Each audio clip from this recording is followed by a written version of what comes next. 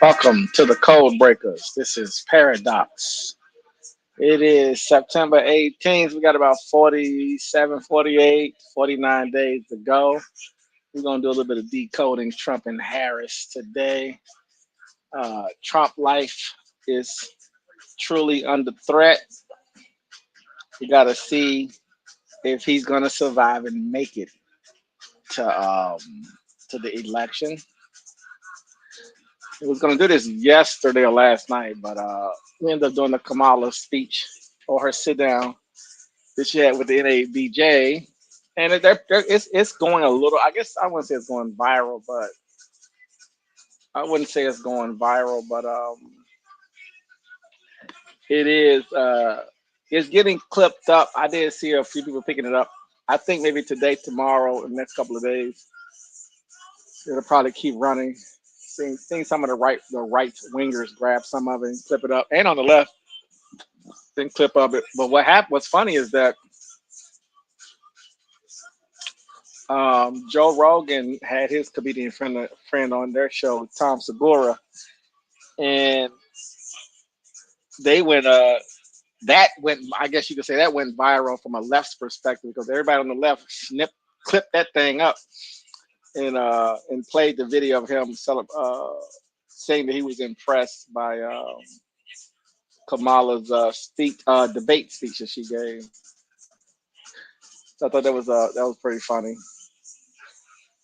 And even though the left can't stand Joe, it's kind of funny. They use that as it's just kind of a funny thing. But and he was impressed by. He basically said what we said right from the beginning. Obviously, they're basically all just kind of catching up to what we obviously could figure out. Um, but anyway, a lot going on in the news. We had Israel was able to figure out how to rig some pagers, and I think a bunch of terrorists, I guess, in Lebanon got these pages. They were able to intercept, put bombs in them, and I think they probably killed maybe 11 people, and probably injured 4,000.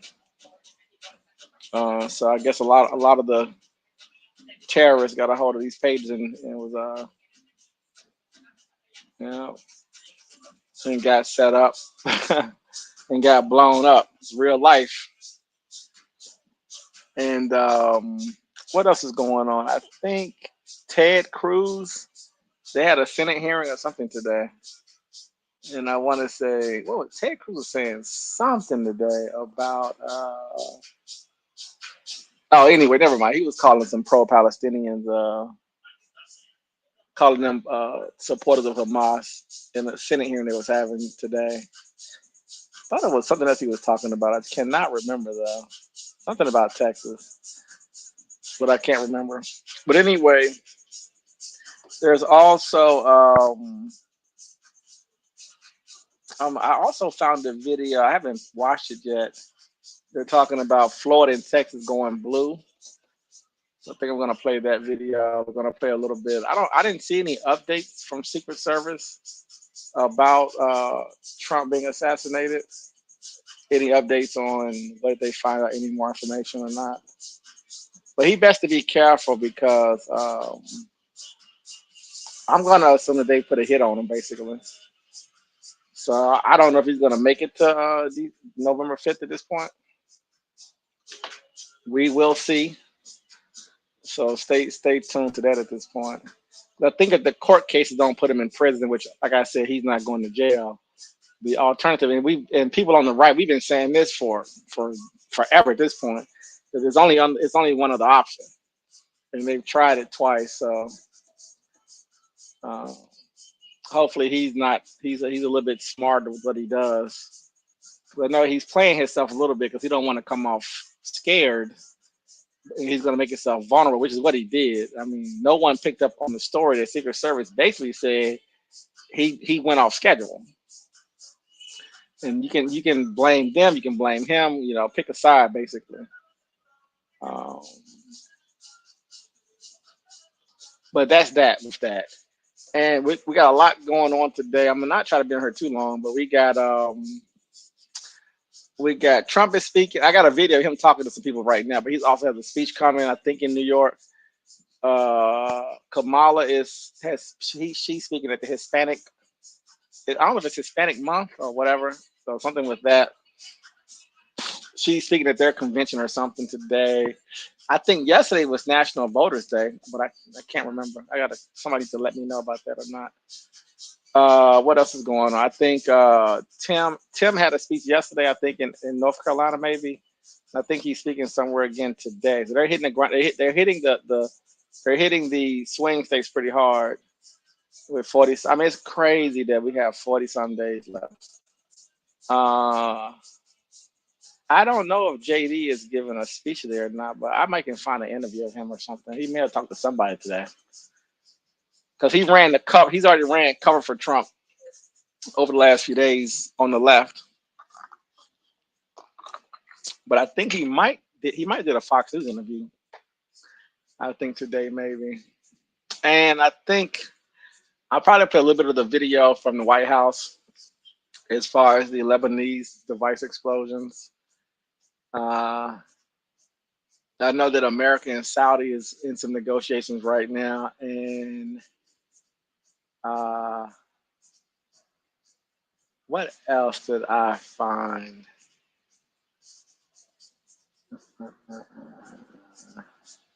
I think that might be everything. We're going to try to get through as fast as possible. Oh, and I might play a little bit of the Federal Reserve's interest rate. You know, the rates were cut, and we knew that was coming. I didn't know they was going to wait till October. What quarter? What quarter is it? January, March, April, May, June, July, August, September. So yeah. So this is what the end of the third going into the fourth, right? October, November, so going into the fourth quarter. So Q4. So he cut them now, right before going into the fourth quarter. And so, I mean, it's about the right. This is roughly about around the right time. I thought he was going to maybe get a little bit closer to October. We got a few more days before we get to October. So, but he cut it. And I want to say he may have cut it by 50 basis points. I did not get a chance to watch it. I was watching some other stuff.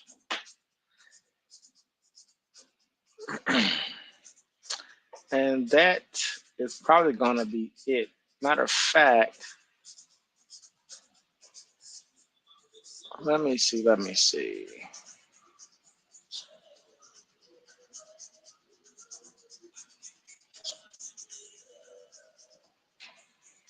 And I don't think anything else is on. There's no breaking news.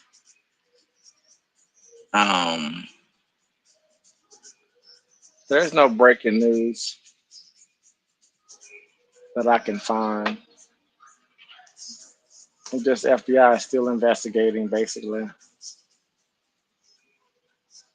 And they've been bringing on some experts on different shows and stuff. They've been bringing on experts just saying, that the Secret Service is incompetent on one side, and you got folks on the other side saying they're doing their job, which I think is kind of rich, right? I've heard some Democrats say, well, they doing their job, they're doing great. I'm like, are you for real right now? And the Republicans, of course, are saying, what are y'all talking about? This is ridiculous. Of course. It's like this is not a good look either way. So they've been kind of going back and forth on both sides of that. And I think that's it. So let's get started. DC, do you have anything to say? Or any articles, anything to read or look at? No, I would just say that everybody, welcome to the program. We hope that it's constructive, and yeah, let's get started. Just as a quick aside, I think that I was saying this a little bit either yesterday or the day before. I think that there should be a thorough, independent investigation on what's going on with President Trump, and that comes from both inside his camp and outside his camp. I think that a thorough investigation needs to be rendered because conspiracy theories are just going to run amok with this type of deal, and you know how that goes. And people can hide better when there's so many falsehoods going around here. when people don't really have the facts about what's going on with someone, that's how you can really damage somebody's security, when you got all these other stories kind of running around and chasing false narratives and false stories, just trying to cover yourself. And then right when you turn your back, boom, there it is. But I think it should be a thorough investigation, both sides. Something ain't right. That's true. Something's going on.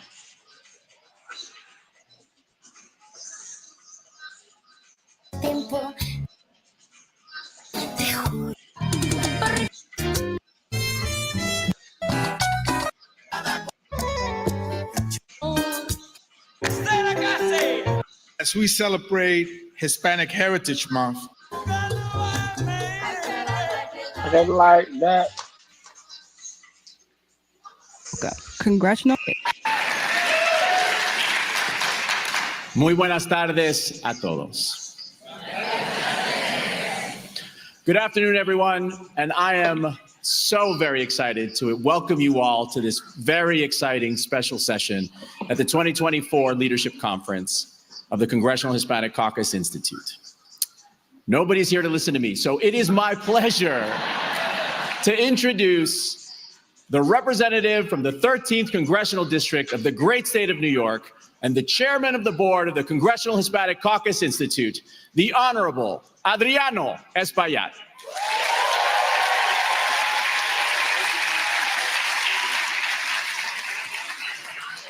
thank you, Marco. Buenas tardes. Wait. Buenas tardes. Okay, I see that got to you. That lunch got to you. No? Uh-oh, I'm in trouble.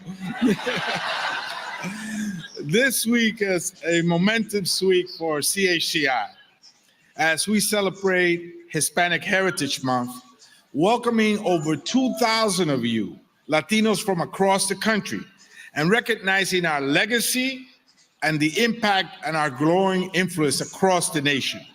As we face crossroads in America, the Latino community plays a pivotal role in making sure that our nation moves forward.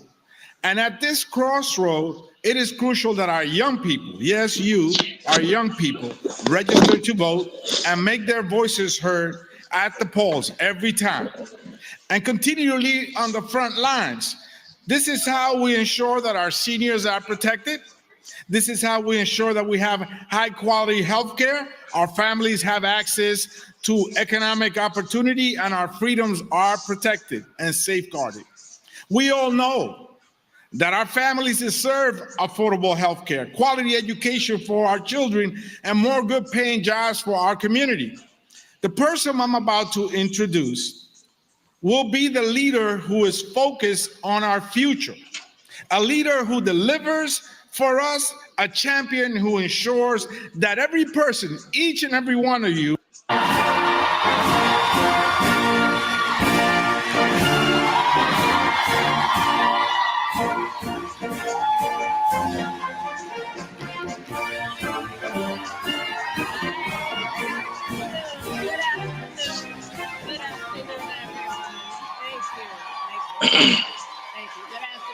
Please have a seat. Please have a seat. Please have a seat. Oh, it's good to see so many friends. I love you back.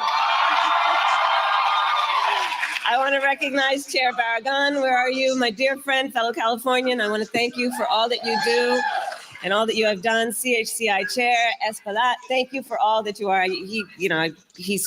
Both of them have spent time with me at my house, and we've shared a lot of good stories together and many meals together. And I just want to personally thank them both because they really, as you know, are extraordinary people and extraordinary leaders, and they do so much on behalf of so many. So thank you both for your leadership and for hosting me this afternoon.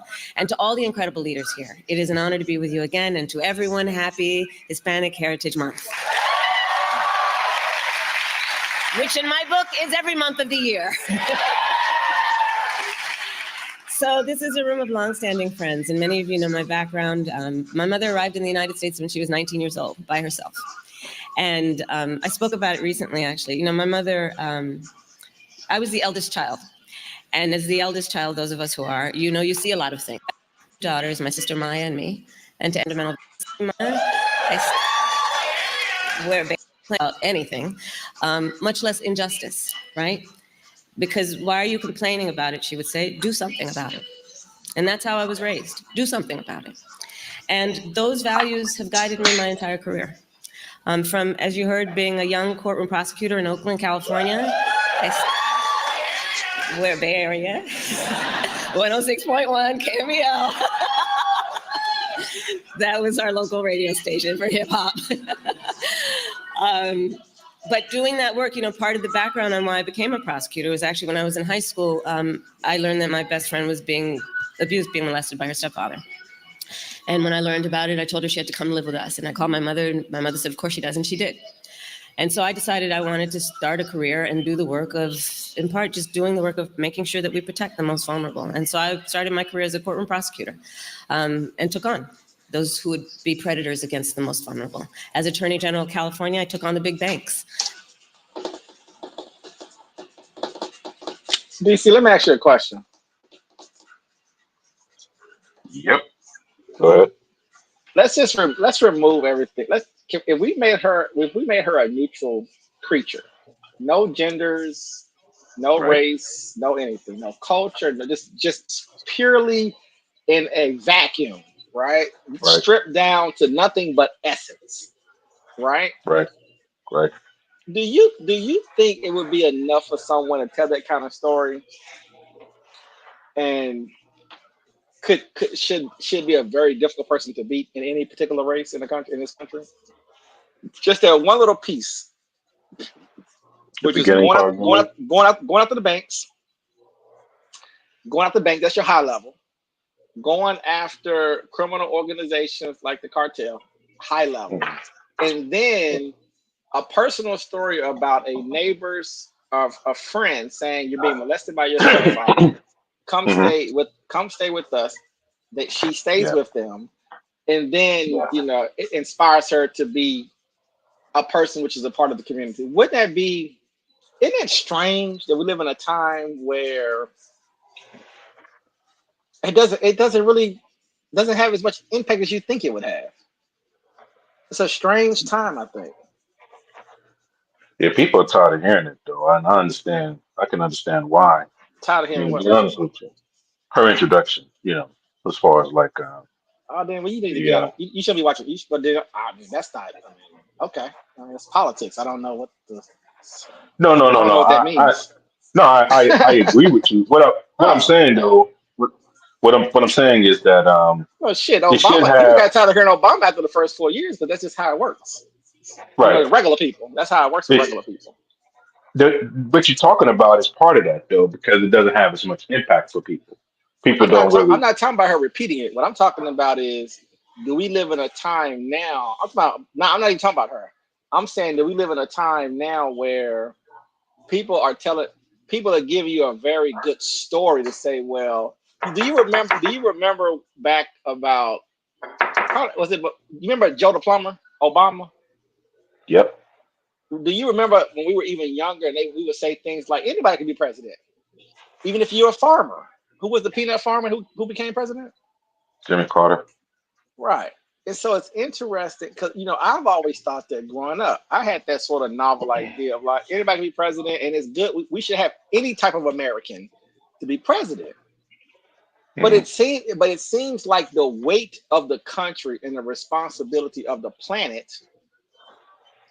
is saying that that's not enough for some reason. You understand what I'm saying? Like, oh, it's just too much. You got to deal with the finance. You got to deal with globalization. You got to deal with international affairs. So a regular person just can't do that job unless you sell it. Now, like you said, you don't got to be qualified. You just have to be able to sell it. But if somebody told me a story like her story specifically, as far as just her behavior, what she's done, you would think that it would be much bigger. Is my whole point. Like if someone's telling you that story, you're like, oh man, you did what, and you did what, and you did what? Because remember something, if this was on the Oprah show, and you was telling the same exact story, you would be able to write a book, sell millions of copies. You'd be super popular, super. You understand what I'm trying to say? But somehow Yeah.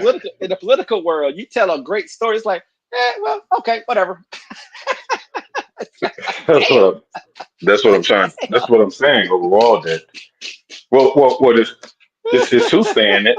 It's funny. I guess it's twofold. It's soothsaying it, and it's how the audience is reacting to the story that's being told. I think that's both important to whoever the people that are listening, supporting how they view said person when they're telling their story.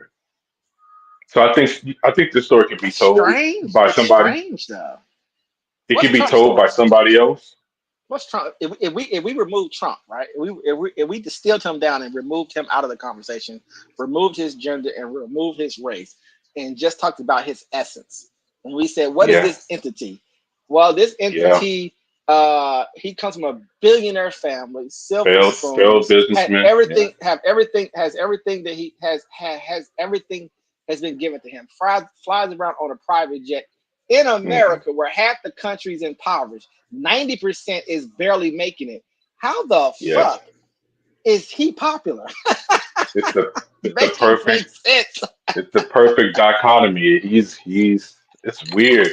He's like one of those where he's very, very popular with some people, and then with other people he's very, He very got eight. unpopular. He got 81 million votes. My point is that the country, forget the people, Trump and Kamala. It's like the country is like asking for the opposite. Like it doesn't make any sense in a funny. I mean, it is what it is. So I accept it.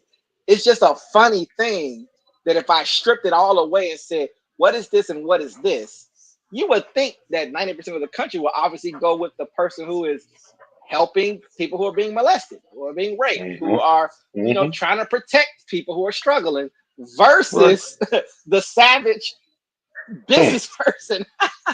It's Hmm. just, I love America because, like you said, it is that dichotomy of. That's why everybody's so angry, because like, well, it doesn't make any sense. Why is all the poor people supporting the person they're supposed to hate? The Right. person that's supposed to help them, they Right. hate the person that's supposed to help them. Yeah.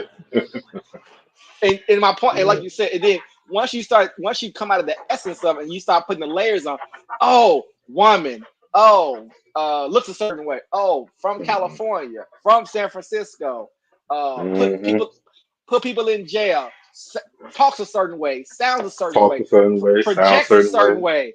Blah blah. You know what projector. I'm saying? So it's just kind of Hmm. funny. You know what I'm saying? Like it's just kind of funny that if you can't glamour us like the like the what's his pure sense? What's the most pure of him? Of Obama.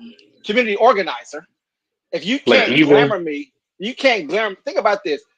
Not qualified, junior senator, but he could glamour, right? He could glamour. He didn't have a governorship or experience. nope. It's crazy that.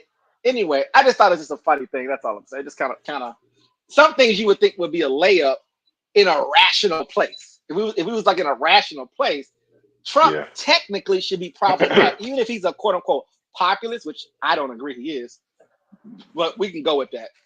His support Even though base. he's a populist and the country wants a populist candidate His in support this base. in this cycle, Mhm. it's like, well, damn, okay. I mean, I'm not mad. I love it. It's just a funny. It's just kind of a funny. You would if I could have took you back 30 years and said, hey, 30 years from now, we're going to have these two candidates. This one is this represents this one, and this Mhm. represents this. They'd be like, oh, but that's a no-brainer. They're going to win all the states. They're going to win all It'd the be. states. Because Mhm. there's more poor people in all 50 states than there are rich, successful people.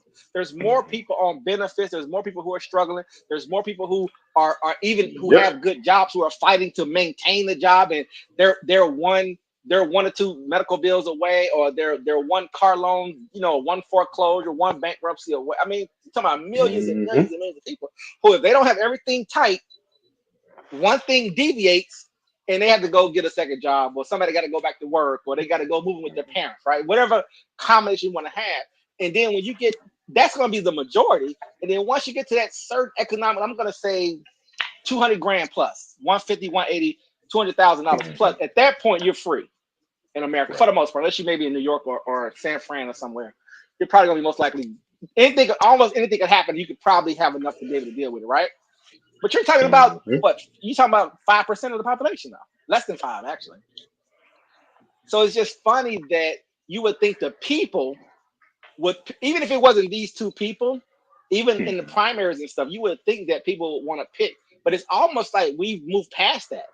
We're at a point now where even though I'm poor, even though I'm struggling, I want to elect a king in a sense. Like I want to elect a queen. I want to elect someone who's better than me versus someone who's from where I'm from. And it's coming where I'm from. They can connect with me and can help me out. I don't want that. I want someone who's polished and shiny. This is funny. That's all I'm saying. It's kind of a funny thing. I would always have thought a regular person had a better chance. If they came and said, look, it's a regular guy. You know, I can connect with you guys. I'm here to help. Nope. Don't want to hear that shit.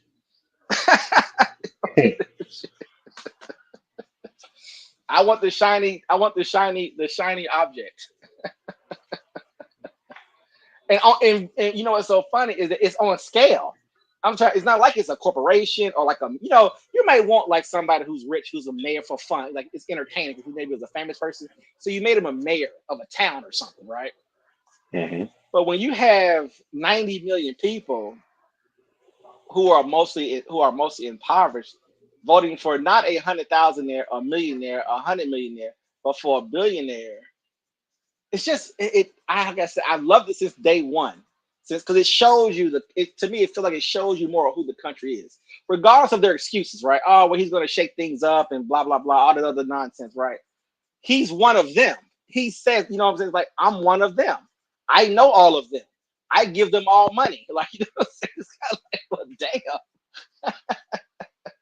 You would think it would be and the reason why I'm saying what I'm saying is because the banks are the ones that take your house. So his friends take your house.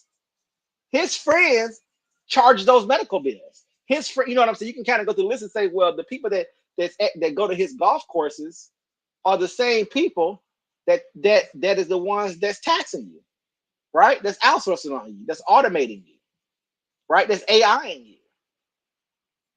It's just kind of a funny thing that America, not always, but historically it felt like you had a nice little agitation there.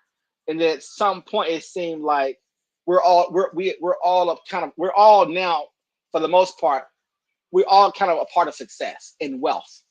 Even though we don't have it, we're just like connected and just enjoy watching others, especially with social media, right?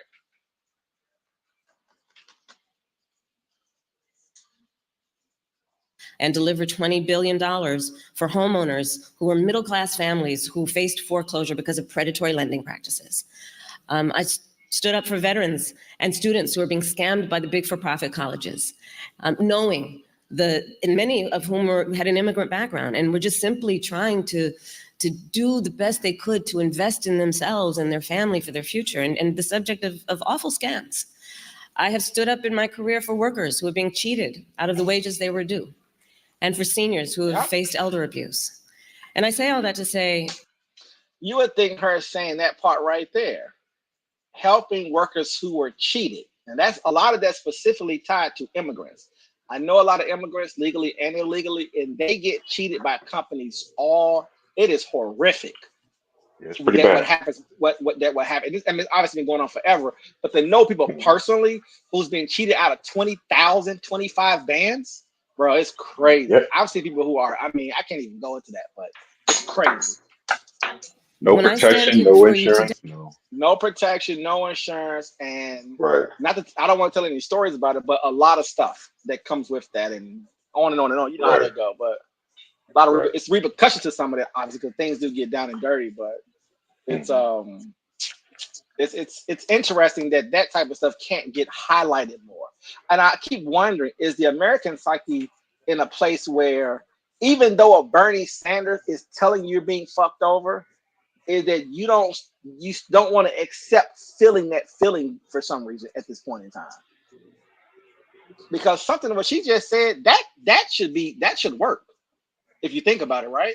That should be a campaign slogan. That little piece that she just said there. And poor people should respond to it. It should. This is not just something that I decided to do but really is about a lifelong career that has been about fighting for the people, for the people.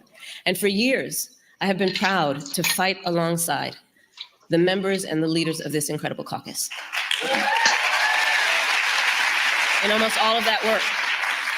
And the work we have done together has been about so much I just talked about. It has been about defending workers' rights. It has been about expanding healthcare for more Americans, including dreamers. It has been about forgiving billions of dollars in student loan debt, including for many of the folks that we know, friends, relatives, who again have been burdened by that heavy debt and just needed to be seen. Teachers, firefighters, nurses. The work we have done together. Yeah, I think amnesty isn't as bad as reparations. Do you think it's a close second? Oh, that's a good question. Um, Let me think on that. Amnesty, Together. yeah, amnesty is we including citizenship, benefits, The everything else whole that comes with that. the reason why I'm saying that is because Biden won't touch it. Obama pushed it, so maybe it's not the same because he at least did push it and did a whole package for it, which he did not do for reparations. So that's why I'm saying maybe it's not a close second, but it might be second in the sense that you're about to give somebody who's not European something, or Right. fully European, I guess if you want to say it that way, and going to give them something huge, which is citizenship. That's huge in America, Mhm. or any country for that matter, but especially So, just yeah, because it's so and polarized. especially when that population is suffering economically also in large numbers. So Right. And it's so and like you said, it's so easy to get people excited about if they're not getting something. Why?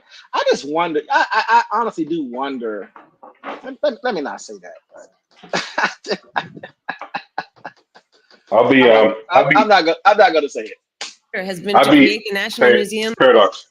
I'll be in and out, so I'm gonna be I'm en route for picking up your niece from All right. daycare, so I'll be in and out. Okay. Of the American Latino.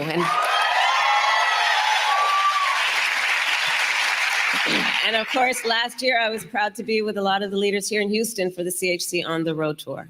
So I say that to say that CHC, our work together has always been guided by shared values and by a shared vision. However, at this moment, we are confronting two different, very, very different visions for our nation. One focused on the past, the other, ours, focused on the future. We fight for a future, for affordable healthcare, affordable childcare, and paid leave. We fight for a future where we can build what I call an opportunity economy, understanding that the people of our country, the people we know, are prepared to do the hard work and put that hard work in, but don't necessarily always have access to the opportunities and dreams of what the economy, understanding that the people of our country, the people we know, have extraordinary ambition and aspirations and Remember, she's only talking to people who has extraordinary ambition and aspiration. dreams of Yep. what And they can be, dreams. what they can do, are prepared to do the hard work and put that. Boom. That's what I keep telling people about this country is that it's two ways when it comes to politicians. Democrats and Republicans are only they're trying to get you to do something for something to keep it simple. So you're gonna hear that language. Now, of course, they're obviously there's some things there just to help people out, obviously to keep it from being at the bottom, completely at the bottom, of course. But it's just interesting that every policy that they're really talking about is that you're gonna have to do something.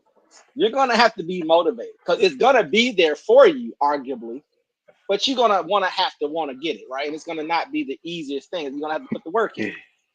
That part, and she's saying it, but no one wants to isolate that part and say, well, man, what are they doing for me? And where are all the policies? And I thought they was going to do something. Yep. No. They're going to set it up for you, but you're going to have to do something. You got to work. You got to work for it. You got to work for it. And you know what else is becoming more obvious? And this will become more obvious to people that are like really paying attention to politics. This country is immigrant dependent. Like straight up. We're independent. We depend on immigrants for this country to run properly. Period. It should be.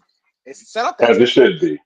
Yeah. It's designed. So the the people that she's speaking about, hopes and dreams and stuff like that. She's speaking about brand new people really come to this country with those kind of dreams and aspirations to teach their children that certain way to Yeah. keep them in the workforce. So you have a good, fresh crop of Because you have Americans. to You know. you have to sacrifice. You're going to be up Yep. long hours. You're working 7 days a Yep. week. You're sacrificing everything for a better life, Yep. and Hmm.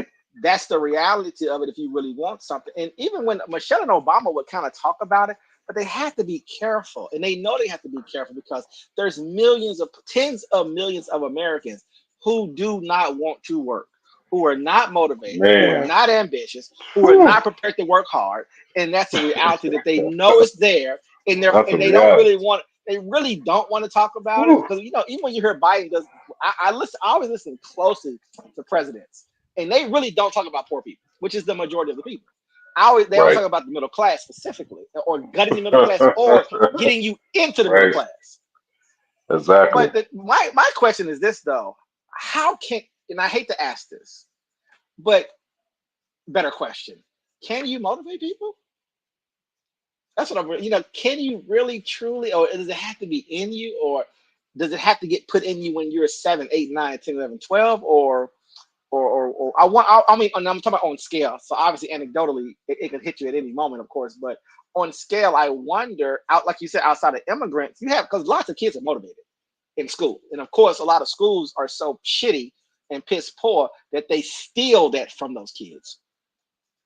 Or I believe you would have a lot of Americans that are much more, and there's some international examples that I could show you, but one reason why we're probably so reliant on immigration automation, which is automatic, of course, in this type of progressive system, but outsourcing, a lot of outside of corporate greed, etc.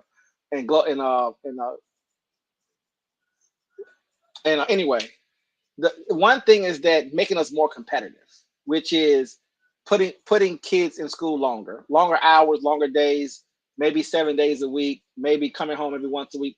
However aggressive that you want to get, that's necessary to make the kids kind of lock in on getting more access to some of this stuff, right? Not kill the distraction. I think some schools want to ban phones at this point. I think, right, which is kind of crazy to hear about. It's like it's about time, but getting kids more focused. And I don't know if you can overwork kids or underwork kids, or how focused kids should be, and how much pressure that you should put on children. But I'm gonna tell you, as an older person, and I hate to say it because I remember. I remember being in school, right? Do you remember when we was in school? I want to say California. Wasn't California going to school year round in some of the schools back in the 80s and 90s? I can't remember, but I remember hearing about it as a kid. Like somebody goes to school year round, and they was like, Oh, I don't well, remember that. they're thinking about implementing that in these areas, right? And so around the country. And I was like, we gotta go to school. We gotta go to school all the time. Like I can remember not wanting to do this. My whole point. But I wonder if I was much younger and was kind of just born into it, right? Where this is just how we do things in America. You go to school, you start at this age, and it's a lot of pressure on you, to be focused and to do well, and not be so. Well, let me not go down that rabbit hole. But depending on your school and all that other stuff, you know how schools can be, especially when you get to high school, it can be a little distracting because a lot of stuff isn't that serious in some schools, and you find yourself almost being a grown up in a sense and not really focused on what you should be focused on.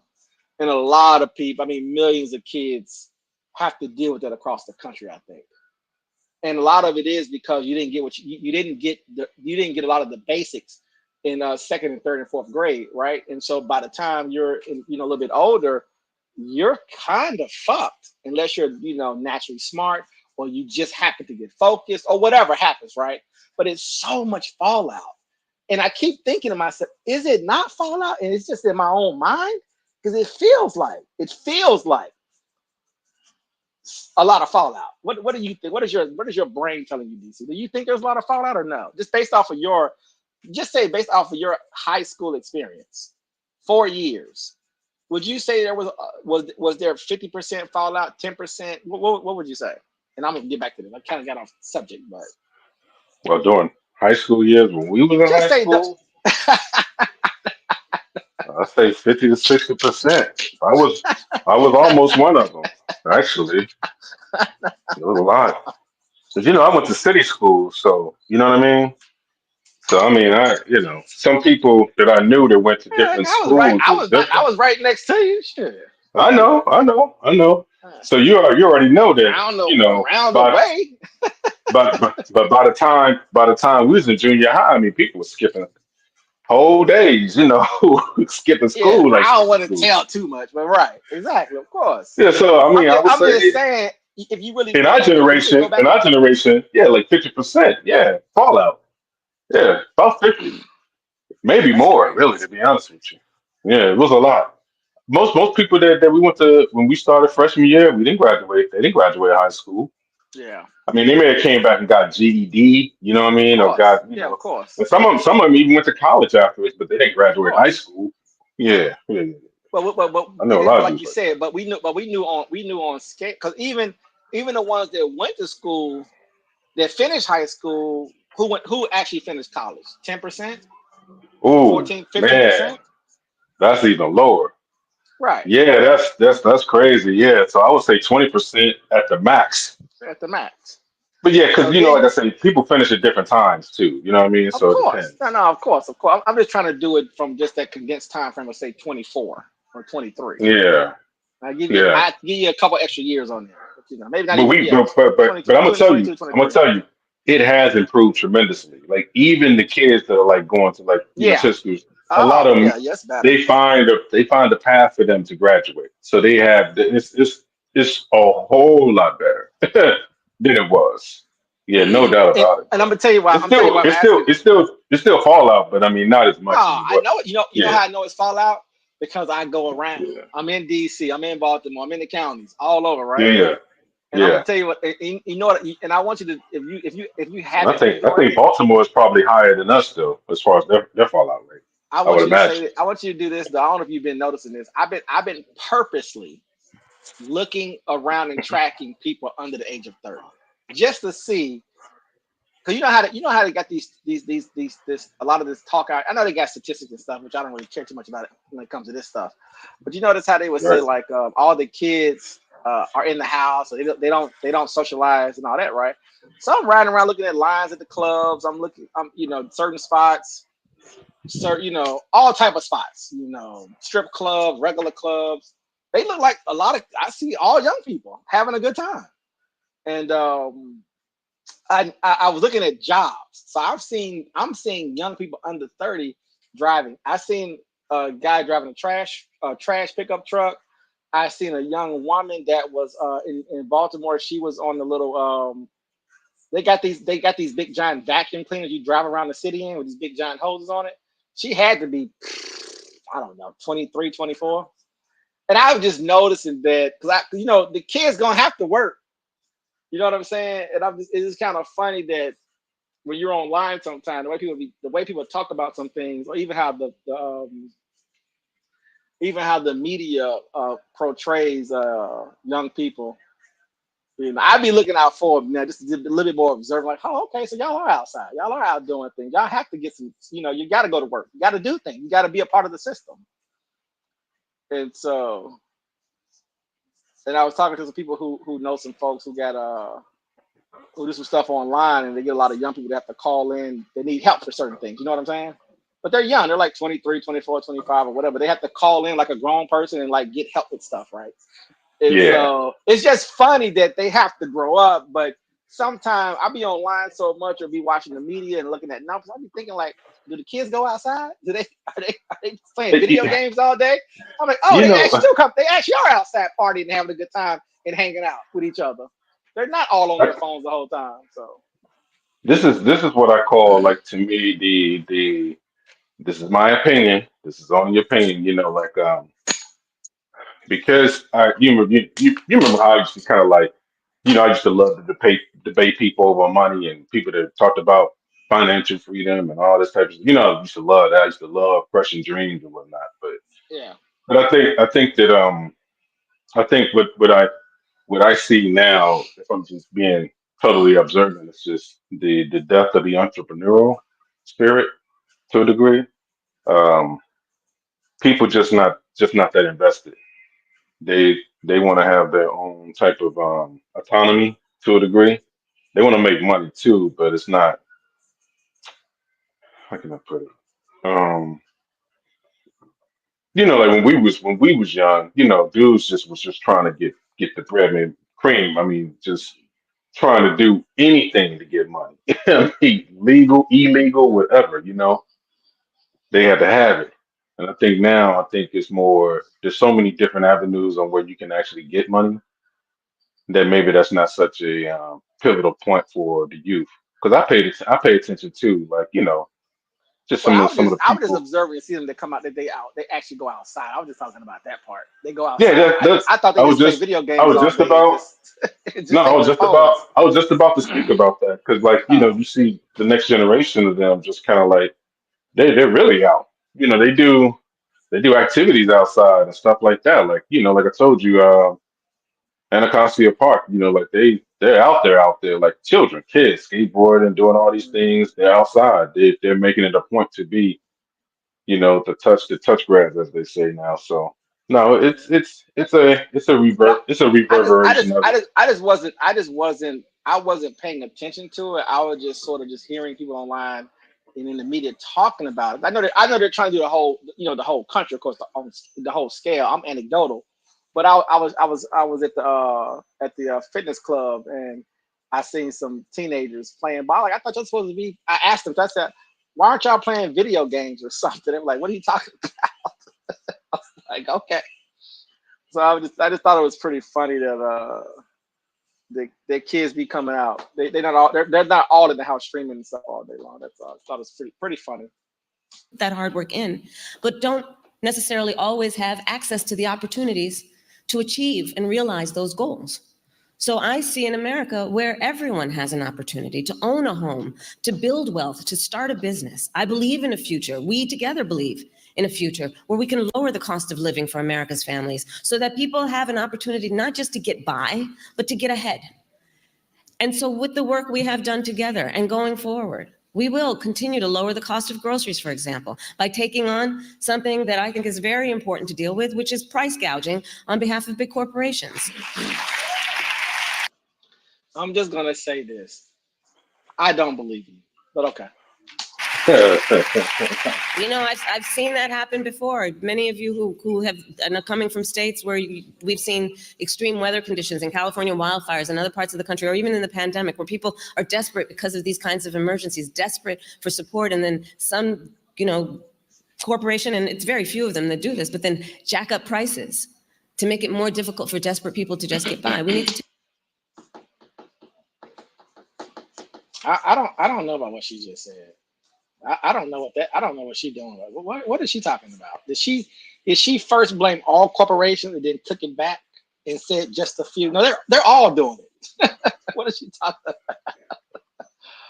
about? Desperate for support, and then some, corporation, and it's very few of them that do this, but then jack up prices They all to make do it more difficult for desperate people to just get by. We need to take that on. We need to lower the cost of housing. We don't have enough housing in our country.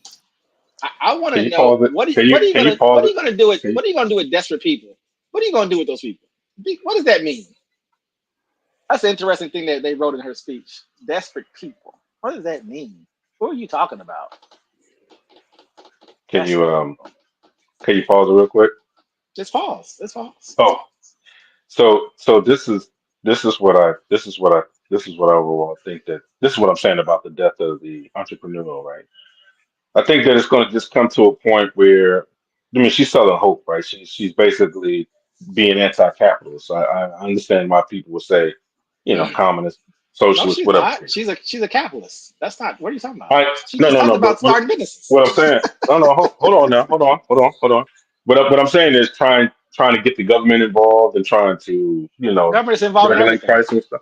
We I live in a country. we know no, I know we know the truth. What I'm saying is to people when they hear that, that's what they're going to think. I'm just saying, just Fuck them. based off politics. Go read a book. Shit. I mean, who doesn't know that the government?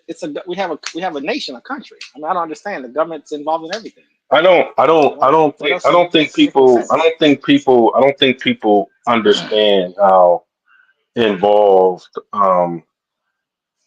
the federal government is What are and you the talking? states You drive on federal as far highways as and state highways. no, What are you talking about? well, just Birth give me a moment to certificates, kind of driver's license, social security cards, tax. I mean, I don't understand. just give me a moment to explain. I think that people Public think schools, there's joining some the kind of military. people think of it as a separation rather than a communion between groups. You have your But state, I'm sorry, you have your city, your municipal, um, local, state, uh-huh. you know, whoever your actual national guard is, and then your not your actual federal government that subsidize it all. And Right. You have each state gets their own type of funding depending on how they basically negotiate it by whatever the state government basically pinpoints as what's needed by the state. So yeah, your state representatives are basically working in conjunction with your federal. They don't work separately. And I think people think who are we telling that that they to? work paradox, man. Listen, I'm bro. not like this ain't this When you ain't this hear, ain't I'm this saying, ain't this ain't this ain't class, bro. Look, let me say this. Let me just say this though. For companies, the whole reason why we have capitalism and contracts and corporations and structures and small businesses, the whole process, and even trade, you have to have certain agreements in place. They have to be enforced and backed up. That's why you have court systems. Anyway, license. it's nothing to talk about. Yeah, going to the courthouse to get a license. That's like saying water's wet, bro. Government is involved. I don't know who these people are you're talking about. It's like saying water's wet, man.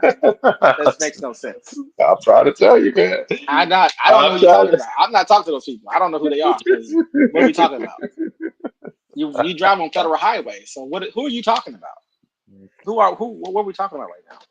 There are people. You can't move without There federal are people that highways. separate. There are people that separate Who are these people? these governments. And I'm just saying, like you could listen to how even people talk about politics sometimes when they talk about uh-huh. their state government, their local. All Right. politics are local. You hear that people say all the time. But people who are in politics, I'm talking people who are in politics, not everybody else who does other shit online or whatever. People who are in politics, everyone already knows all the fundamental stuff. There's nothing to talk about with that shit. The last time I checked, unless you want to say words like I want to privatize the police department or I want to privatize the educational system. That's a conversation to have. But those people typically understand how things work, though. That's why I was trying to figure out who are you talking about? People who are not into politics? The people who No, are I'm into talking about politics people that talk about they know the politics all the time. fundamentals. I'm talking about people that No, talk about politics all the time. Actually, no, not talking about politics. I said people who are into politics. but that's different. That's what I'm talking about. People who are into Those are two politics. different things. Yeah, because Somebody could think they involved, but they're not. Right, but if you don't know that you have federal things in place, including the military, we can't even have trade without the Navy. So I don't know what's there. I don't understand. What are we talking I about? mean, even when we get down to like Why do we anything have to like say it? Is my point right now. Is I'm trying to I figure just out. Like, think I just think it's who are we important to telling it just to? I just think it's important to just bring it up to the audience, man, that these things are connected. That's all I'm saying, bro. Okay, That I it's got you. connected.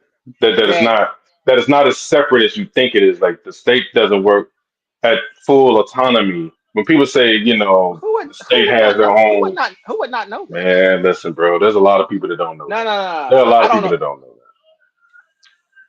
There are a lot of people that I listen to on YouTube that don't know that. That talk about Oh, you should politics all stop. the You time. should stop listening to them people. Because I don't listen. I don't listen to anybody who doesn't. I don't listen to not one person who doesn't know that. I don't even know what that means. What does that even mean? Man. Because that's not one-on-one stuff. That doesn't make any sense. That's like telling someone George Washington was the first president or something. I don't even know what I don't. I mean, are you listening? Are these children you're listening to? Maybe 14, 15-year-olds. No, That would make no, sense. no. Then Some of them are. they're not in the politics. Then that's Some of something them else are you listen very. to. Some of them are very old. By the way, So you older than listening me to and like you. alternative, non-political media or something? Mm-mm. No, I just, I hear different things. So I'm just I don't speaking hear none of to that the shit audience in ever. general to just kind of make sure that Well, this is the wrong we audience are though. on, we They should are kind of like unsubscribe on and leave board. this So channel. I want to talk to people who know stuff. They should unfollow that. So you can stop talking to them. But that doesn't make any sense. That's like having some weird alternative. Like we're not on a Parler app. We're not on Rumble or something where we're just making up shit out of thin air and just pretending. And I'm not doing none of that, bro. We shouldn't even have to talk about that type of shit. I I mean, agree with federal you. government, federal funded. What are we? There's something I don't even know what that is. State So funded, you federal. don't What are we? you What are don't we? I think don't you understand. don't think you don't think that people get it confused as far as thinking that the state works at a different, totally autonomous to federal government. The federal government don't have, that much say so when it comes down to the state and local governments. Well, I'm trying to figure out what type of conversation is that, so I can understand where it's coming from. So Well, even down, fundamentally, people don't know that that the federal government is in charge, and that the states do have some states' rights, and they're always fighting to hold on to their rights. yeah, And exactly. there's a push and pull between the That's what federal that government and the state means. government, Yeah, while that the federal state government is rights. funding them, The state and the rights federal is government uses their basically. funding to leverage and put pressure I on states. That's my point. That when people say states' rights, they're basically trying to speak to maybe a pain point of what they don't have control over that they want to try to get control over, and it's so minute that people don't really notice what they're saying. People think that it's totally separate, and it's not. It doesn't mean that all the state works totally autonomous to the federal government. They're working together. They just basically allow you to go ahead and have your particular ordinances or whatever. If it's a commonwealth, that's fine. You can have your rules and regulations. But overall, with these particular, governments that are in place, you have the federal government in place. People got to remember each federal agency is in every United States area, municipality, region, and everything. That's why you got the United States U.S. Attorney's Office. Those people are from D.C. You know what I'm saying? Like I don't know if people understand that. Yeah, they're from the state of New York, but technically these are your federal representatives that are like part of the federal government outside of the state jurisdiction. So they still have autonomy over. You understand what I'm saying? Like that's what I'm trying to say, Paradox. Like it's different than your state's attorney and all that type of deal. That's what I'm trying to say. And then where does that conversation normally lead to? Then I it just, I sounds like just, to nowhere's land. So where does it lead to? So then what? I'm just trying to be, a little bit more informative about some of these things. That's all. It sounds a bit abstract. Meaning that Why would it? Why would it sound? are they What trying you to mean? make it something different? But the thing is that you live in an active living situation, so things are already moving and happening. So is it like I wish the states had more power, or I wish that the states didn't get money from the government? Is it more of that? I was just trying to figure what relevancy does the conversation have to the reality that we're living in at this exact moment in time? Meaning that someone lives in, I don't know, Pennsylvania, and they're mad because the federal government is giving them too much money or something. Like what is it drilled down to as like from an individual perspective? That are they mad that that they're not getting enough funding, or they shouldn't be getting any funding from the federal government, or that are they the governor of the state that you're talking about? Are they a state governor? Do they work in the government or something? No, And they're mad because the federal government keeps no. coming down hard on them. No state governor is gonna talk. No state governors go ever, or state senator, whatever, is gonna ever talk crazy like that, bro. No, what I'm I'm saying just is saying that, I know that a governor of a state can be mad because the federal government right? is trying to make them do something. I'm talking about, are you having Exactly. that conversation, or are you having That's the some abstract conversation. conversation? No, that's the conversation in a nutshell. And I think that that's what I mean. Like when people hear that well, really, this has went into the weeds. I really wasn't trying to delve into that aspect point. So yeah, you can strike it from the record. It's just really, I was just really just saying it as it's all connected is really what I was trying to say per I know se. Just like that's why I was yeah, trying to figure what you meant, because I'm like, not you don't making know that not you making it don't. into a conversation where it has to be I we don't get care. into It's the weeds fine. of My point is that if somebody says you know that it's all connected, and you're talking to our audience, then we need to delete this audience and get a new audience. That's all I was trying to say. But anyway, it. The supply is too low and it's too expensive, both for renters and for folks who want to buy a home. So we will build together millions of new homes and give first-time home buyers $25,000 in down payment assistance. Do you think the builders are like, great, give us some money, we're ready to build some new homes, like stuff like that, right? When if she does this plan, right? How does she make sure that certain people get those contracts to build those homes? What do you think that looks like? Are you talking about billions of dollars? And who gets those contracts, man? Is it The privatized or government's is it not going going to to be? build it. The government's not going to build one That's what house. I'm It will be saying. done with private. It will be done with private It's going to be companies. privatizing. Who Yeah. are the So companies that are going to get this money in these states? it's going to probably be the people that always build in that community or that area. Yeah, they got the money to do so. Is she going to And put then they're any going to still, stipulations in those and bills then to say, think about it, and they're going to still get subsidized from the federal government to build. So they're going to get paid both ways, both through building it and both through that's the what I'm talking federal about. That's what I'm government for talking doing it. about.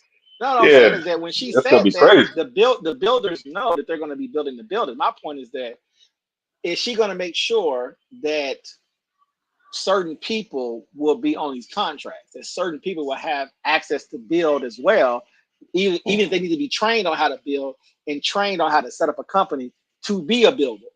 Will she ensure that happens at the same exact time? That's what I'm always curious about. She's Because speaking. they She's because speaking they to because they announce plans all the time. I'm like, man, it's a lot of money. right.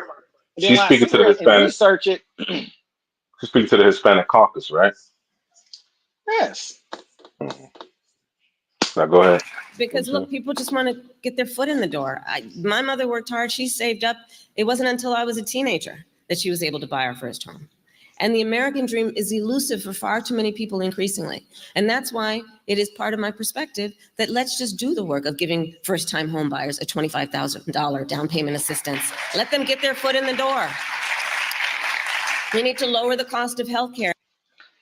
I will say this: it's definitely going to create a housing bubble. I'm going to say that. Get ready for that. And continue to take on big pharma and cap the cost of prescription medications. Yes, for our seniors, which we have done together, but for all Americans. Because when we look at drugs like And I'm going to say this: this right here, though, as far as a policy or a plan, is that the deal that her and Biden negotiated with the drug companies, I don't think people really understand how big of a deal that is. That is a That's massive crazy. deal. It's a That's massive crazy. deal. That's Massive. crazy, bro. That's crazy. Yeah, And I that is I wait massive. and I spent 2 hours of my life last night But watching. you, but you, but you know, I looked it up. Do you know what that means for those particular companies that agree to those contracts and not contracts, but agree to that pricing? Uh-huh. You know, insulin and all that. Yeah. Automatic, automatic windfall. Automatic Yeah. windfall for them. We got you covered, basically. Mhm. You in the black. End of the year, don't matter. You in the black. We'll make up for it. We got you. That's what I'm saying. That's what I'm saying about how this all works. It's just I I don't like talking about things where they can just kind of like it changes so much to the point where it's hard. It's so elusive, and then they'll do something out of the whack, and then people would change the whole story and be like, oh yeah, you know, that's we knew it was going to be like that when it comes down to economy, you know, economics speak. You know, when people talk about economics to a degree, Mhm. it always seemed to be very fluid.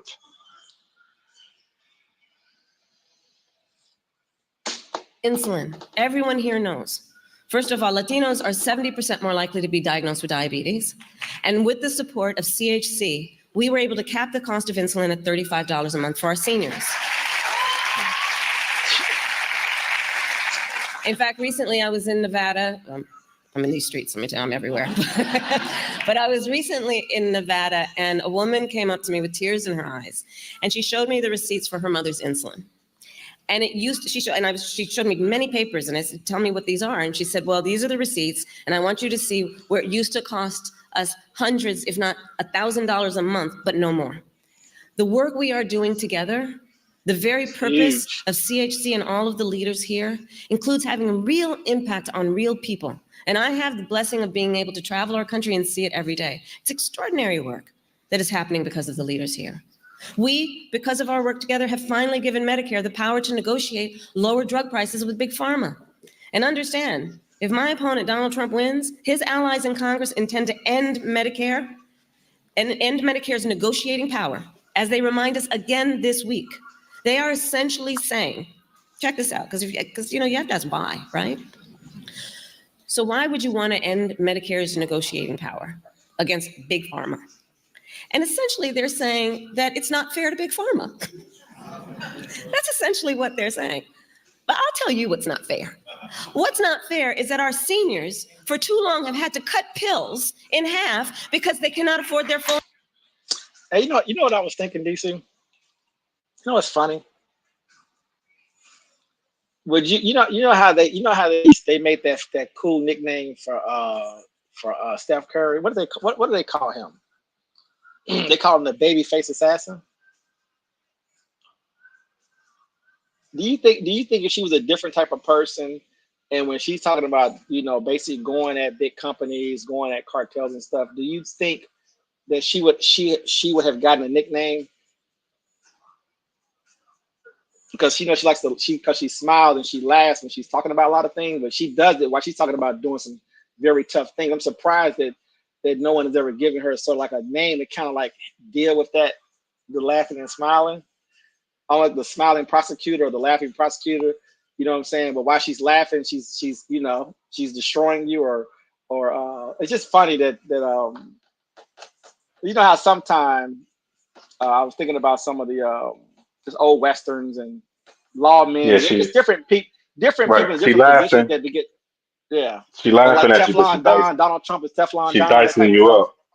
Yeah. Right. Yeah, she's laughing, but she's saying she's slicing you up. But it's just interesting that I don't think she's gonna be able to get that cool signature for whatever reason. But it's just funny because when you look at her record and what she's done, and it's like, man, she's ruthless, but she's smiling while she's doing it.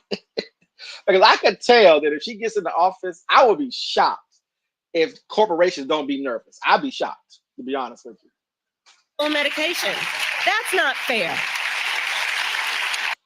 Because one thing she said that people are not respecting, she ran California. I don't know how that keeps getting lost somewhere. Like, people don't understand how powerful and how major California is on the planet. It's just a weird thing that just not, the gravitas of that's not happening, because California socially has been attacked, probably since before COVID, but it's been attacked on a lot of little social things, but people are forgetting the scale of that empire of California. California is an empire, basically, in my opinion. I always tell people, America goes the way California goes, and you can go research that. It's not fair that our seniors have had to choose between filling their prescriptions and putting food in their refrigerator or paying their rent. That's not fair. And that's why we will continue to do our work together, including Fight Project 2025, an agenda that would cut Medicare and increase the cost of health care in our country. DC, I know you like that part when she says stuff's not fair. I know that's your favorite word, things not being fair. Because we stand with the people and on the side of the people. We will also cut taxes for working families, including restoring and expanding the child tax credit. Because we know this is the kind of work that must happen if we are to be true. Did Trump get rid of the child tax credit? Am I right about that? Isn't that what he changed in the tax code, was the child tax credit? Or am I tripping? I don't think so. I don't think he got rid of it, actually. He got rid of something though with taxes. I just can't remember what it is right now. It wasn't that. Okay. No. And be true to understanding that parents, in particular young parents, need that support. When we extended the child tax credit, cut child poverty by 50% by half. Think about what that meant for so many families. The vast majority of parents have a desire to raise their children well. They love their children, but don't necessarily have the resources to do everything their child needs. I grew up understanding the children of the community are the children of the community. No, she doesn't have an education policy, does she? Why is she not running on education as well, I wonder? And we should all have a vested interest in ensuring that children can grow up with the resources that they need to achieve their God-given potential. So I know where I come from. And we have to always put, and I know CHC agrees with this, and this is part of our collective life's work. We have to put the middle class first. We have to put working families first, understanding their dreams and their desires and their ambitions deserve to be invested in, and it will benefit Is she going to touch on everyone. immigration outside the Dreamer comment? And together, CHC, we must also reform our broken immigration system Oh, here we go. and protect our dreamers and understand we can do both, create an earned pathway to citizenship and ensure our border is secure. Amnesty, we can baby. do both, and we must do both. Let's get it done and move on. And while we fight to move our nation forward to a brighter Amnesty. future, Donald Trump and his extremist allies will keep trying to pull us backward. We all remember what they did to tear families. You know what's so funny? No amnesty, ban abortion, ban guns. What am I missing? Those three things I'm so tired of talking about. Am I missing one? I feel like it's one more I'm missing that just consumes I was so happy abortion was over with. I was like, I'm just glad we're not talking about that no more because it consumed everything. And it's back. Now we're Oh, I'm back about talking to about it. say, ain't we back on it? Back on it, man. That's what I'm just saying. They And I was thinking weaponized it. immigration was another big one, and then it was probably gun rights. I think I may be missing one, but I just like can we just get these closed up so we can just move on and find some new, like they don't want to move on. They want to keep pulling these issues back up because these like the big this moves the country. You know, once you get rid of all the big stuff, it's almost like, what do you do next? So we sit here and fight over the same shit for 30 years. It's crazy. Families apart. And now they have pledged to carry out the largest deportation, a mass deportation in American history. That's right. Imagine what that would look like and what that would be. It's not gonna happen. How's that going to happen? That's Massive not going to raids? happen.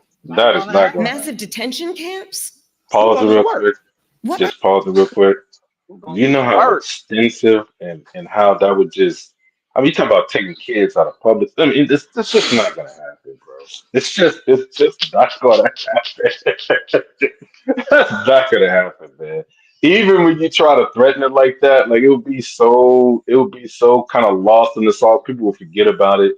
Say Donald They will pass Donald amnesty. President That's what they Trump, would do. yeah, You know that, right? it would be They a would different. amnesty I everybody. know.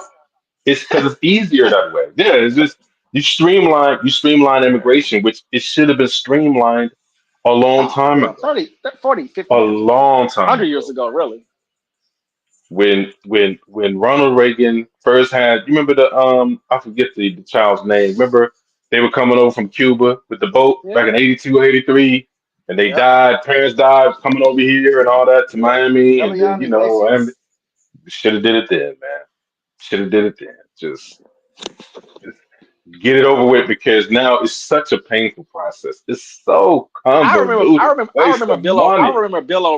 I remember Bill O'Reilly bitching back in like 2000. It's So it was a crazy. long time ago, right?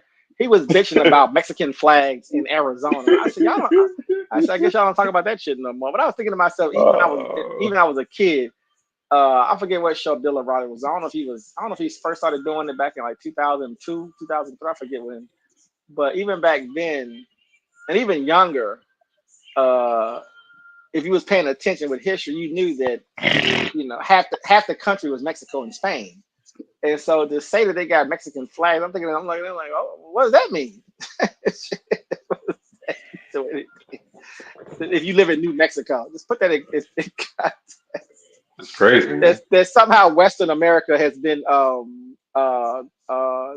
not programmed. What do you call it? Assimilated. It's like, get out of here, bro. What are you talking about? Nobody's assimilating people from Texas or from New Mexico, Arizona, or California, or Nevada. You're not. You know what I'm saying? You're gonna only be able to run that program, but so much. So you might as well do what you got to do, right? And I mean, like I said, I'm not for no open borders and all the other stuff the Democrats are for, but the amnesty thing is a no-brainer. Secure the borders, get everybody amnesty, and let's just move on. Really, I want more color in the country, so I ain't mad at it. What are they talking about? They will also give billions of dollars of tax cuts to billionaires and corporations, massive tax cuts, pardon January 6th perpetrators who attacked our capital not far from here. They will cut Social Security and Medicare. They intend to end the Affordable Care Act and threaten the health care of more than 5 million Latinos in our country. All based on, I'm sure many of you saw the debate. So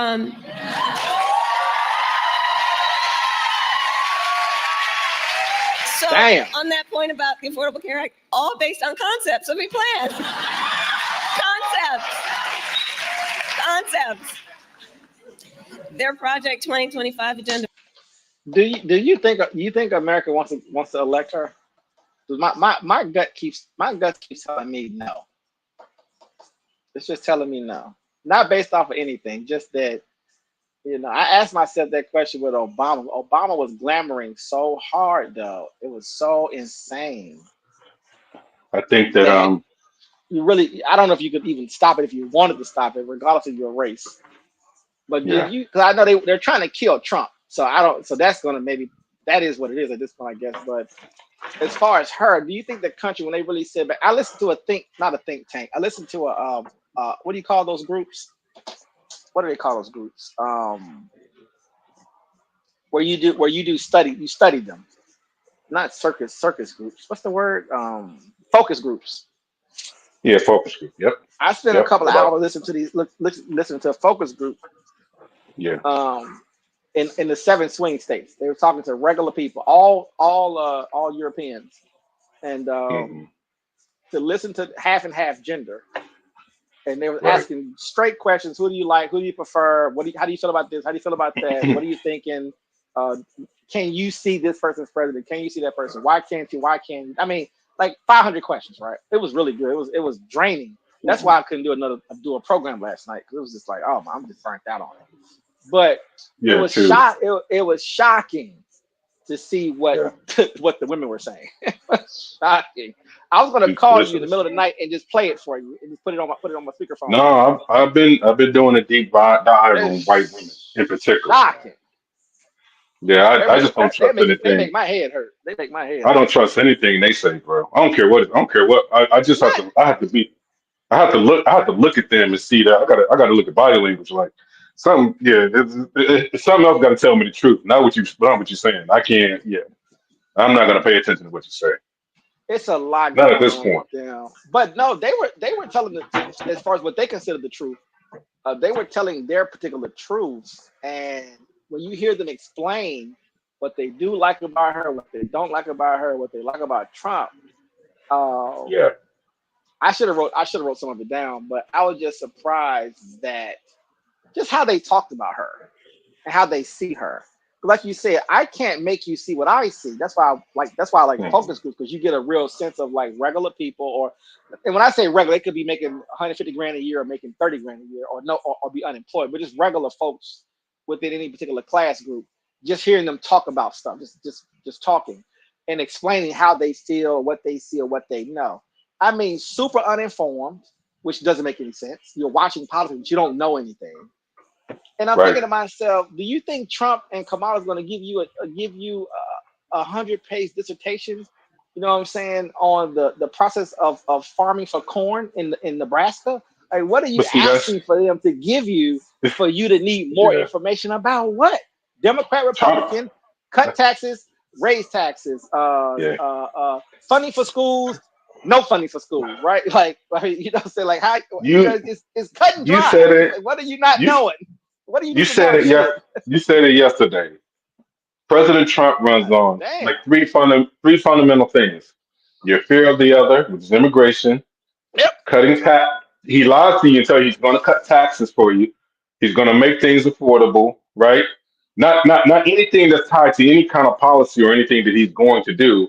And he's going to end these not necessary wars. He's going to end these unnecessary wars in foreign lands and stuff like that, so you guys can feel safe and secure.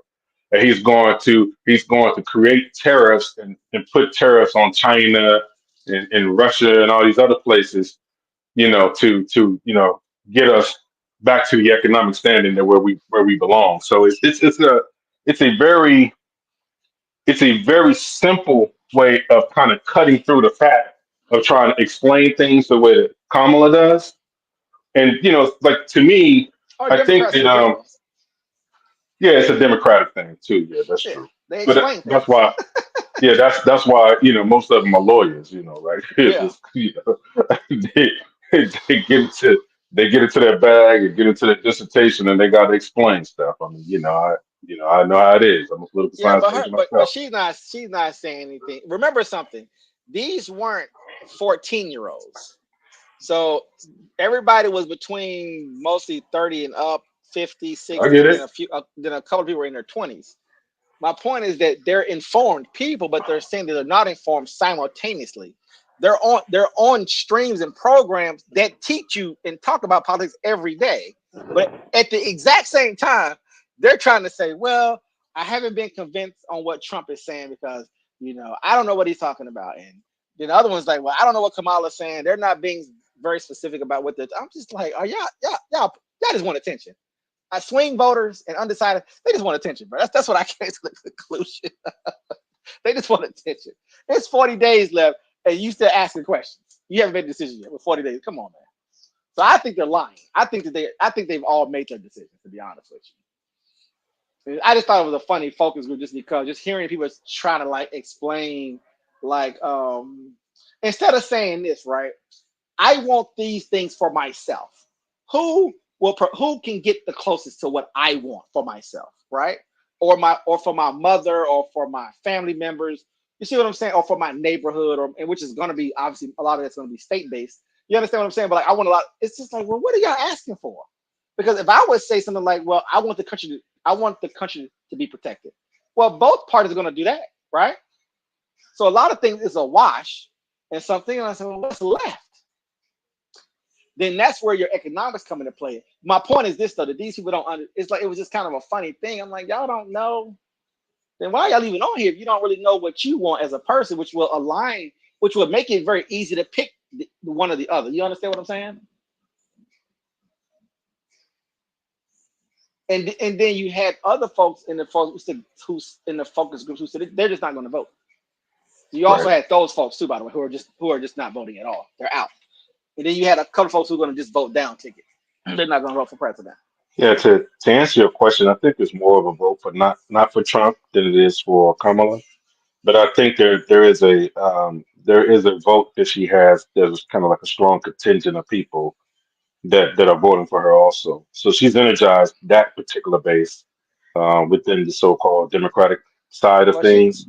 she got a big plug yesterday from Billie Eilish and some other character. Yeah, the Hollywood contingent. So yeah, so that helps out. I know people don't think it does, but it helps out because the political Billie the Eilish and Taylor political Swift is side of not. it That's not Hollywood. That's that they got cult shit, personal music worldwide. shit they doing. Yeah, we can Yeah. even go worldwide with it. So yeah, but I mean, Hollywood like I is going to said, be the crazy. actors coming out and just the standard people. But those two specifically, if you're Yeah. getting folks to register to vote, that's something I don't know what you call that.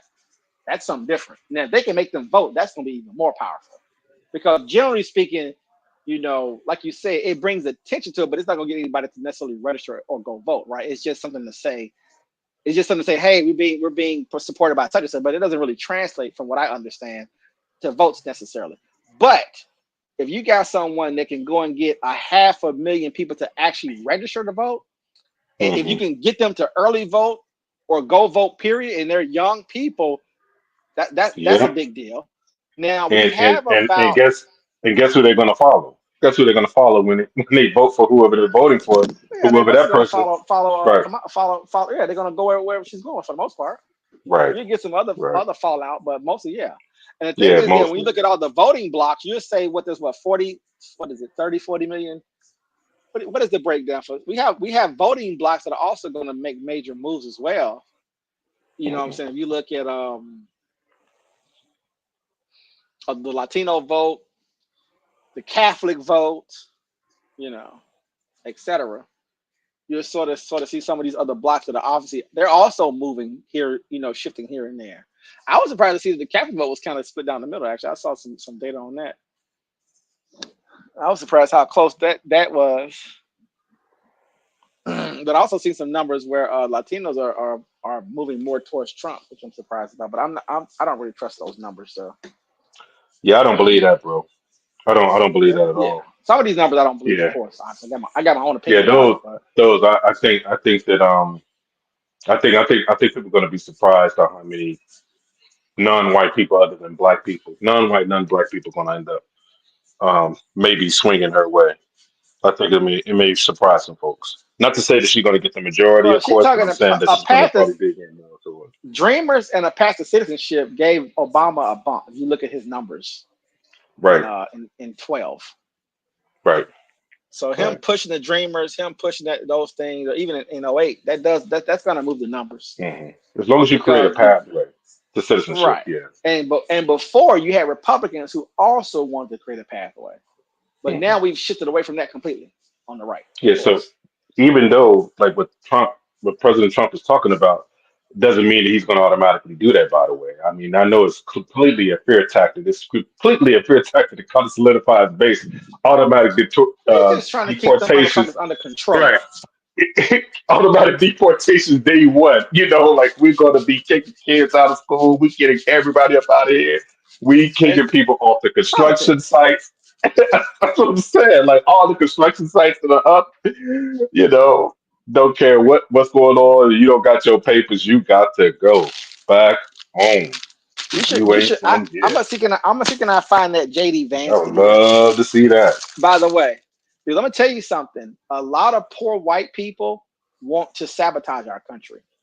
And JD Vance made a comment that really should go viral, but it's really not gonna go, but it should go. And I don't think people are really gonna grasp what he's really talking about because nobody wants to really truly deal with white poverty and white suffering in this country. And he said something about those people and how what about them? You have all these immigrants doing all. They said, yeah, of course they're in there. He was trying to counteract the white guy who was hiring these people. You know what I'm saying? And the way I gotta find the video. The way he said, I was like, what the fuck are you talking about? You're mad that the immigrants are working, and you know that the tax base has grown over $1 billion in 2023, right? 2022, whatever year it was. That's how much they've grown the economy in Ohio, right? But he specifically is speaking to people who don't contribute and made a comment. I gotta find it. I need you to see how he said it. He made a comment like, "What about us? What about them? Why don't they have stuff for them?" I'm thinking, for you really don't. You really playing that game as a venture capitalist. You really gonna pretend and cater to these people and keep their minds locked into letting them say that they're not worth anything. Now, I would argue this is the fear of them believing they're worthless more dangerous. So maybe I need JD Vance doing what he's doing to keep them in check. Let me see, can I find that video while I play this? It would pull our nation backward. But we are not going back. We are not going back. We are not going back. Instead, together, we will chart a new way forward because ours is a fight for the future. And it is a fight for freedom. The freedom to vote, the freedom to be safe from gun violence, the freedom to live without fear of bigotry and hate, the freedom to love who you love openly and with pride, and the freedom of a woman to make decisions about her own body and not have her government telling her what to do. And understand on that last point how we got here. Everyone here knows. Donald Trump hand-selected 3 members of the United States Supreme Court with the intention that they would do just what they did, which is to overturn the protections of Roe v. Wade. And now in more than 20 states, we have a Trump abortion ban, which criminalized healthcare providers. In one state, providing prison for life. You guys may have heard the story, many here, about the stories about the horrendous, most recent stories about what happened in Georgia. Many of these Trump abortion bans that make no exception for rape or incest, it's immoral. It's immoral. And today, 40% of Latinas in America live in a state with a Trump abortion ban. So imagine if she is a working woman, understand that the majority of women who seek abortion care are mothers, understand what that means for her. So she's got to now travel to another state. God help her that she has some extra money to pay for that plane ticket. She's got to figure out what to do with her kids. God help her if she has affordable childcare. Imagine what that means. She has to leave her home to go to a airport, stand in a TSA line. Like, think about this. You know, everybody here is your policy leaders. I always say to my team, especially the young people I mentor, on any public policy, you have to ask, how is this going to affect a real person? Ask how it would affect a real person. Go through the details. So she's got to stand in a TSA line, to get on a plane sitting next to a perfect stranger, going to a city where she's never been, to go and receive a medical procedure. She's going to have to get right back to the airport because she got to get back to those kids. And it's not like her best friend can go with her because the best friend is probably taking care of the kids. All because these people have decided they're in a better position to tell her what's in her best interest than she is to know. It's just simply wrong. And I think we all know one does not have to abandon their faith or deeply held beliefs to agree the government should not be telling her what to do. If she chooses, she will talk with her priest, her pastor, her rabbi, her imam, but not the government telling her what to do. And I pledge to you, when CHC helps pass a law to restore reproductive freedoms as president of the United States, I will proudly sign it into law. Proudly. So friends, we have some work to do. In fact, a lot of hard work ahead of us, but we like hard work. Hard work is good work. Hard work is joyful work, I say.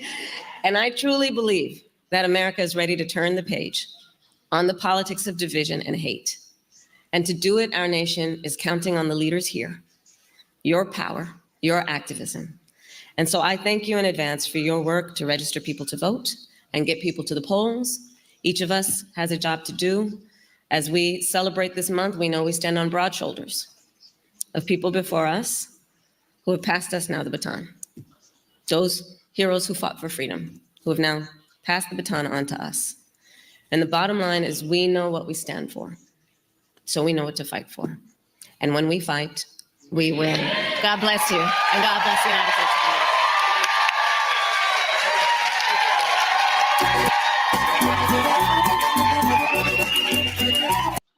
Yo, where's her Beyonce music at? What's going on here with the Hispanic caucus? Stop playing now. She don't got a day and bring her walkout music or her intro and exit. Playing some damn Mexican music. What's going on? All right. Let me get this down. What we got next? What's next on the list? I really want to find that JD Vance video, man. I really want you to hear that video. Oh, you must have dropped off. You might be picking up the chillins. So so Trump starts his New York rally in 22 minutes. He did make a stop. Let's see, can we get any audio on the stop that he made?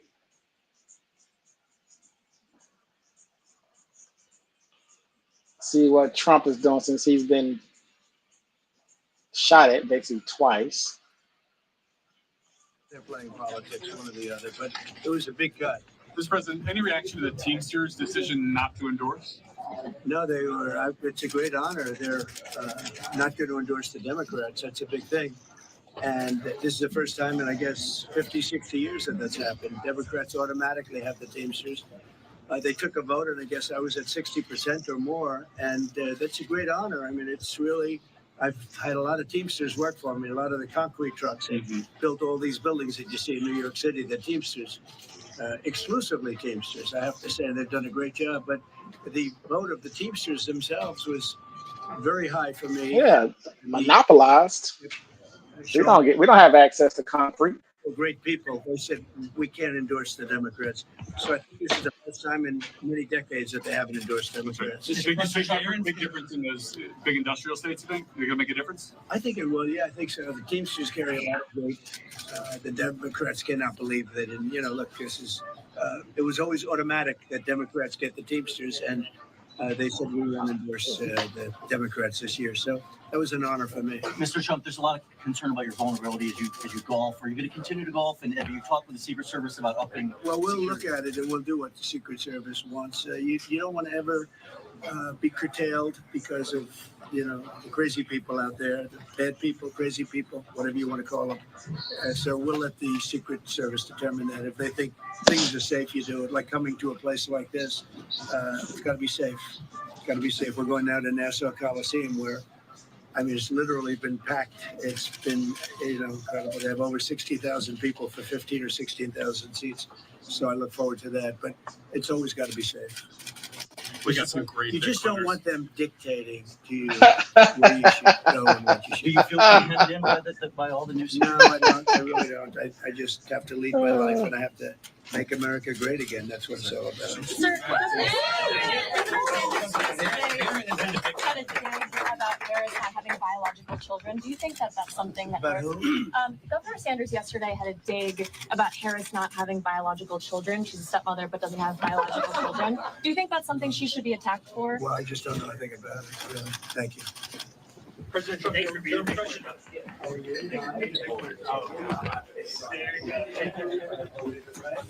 We got a lot of great questions.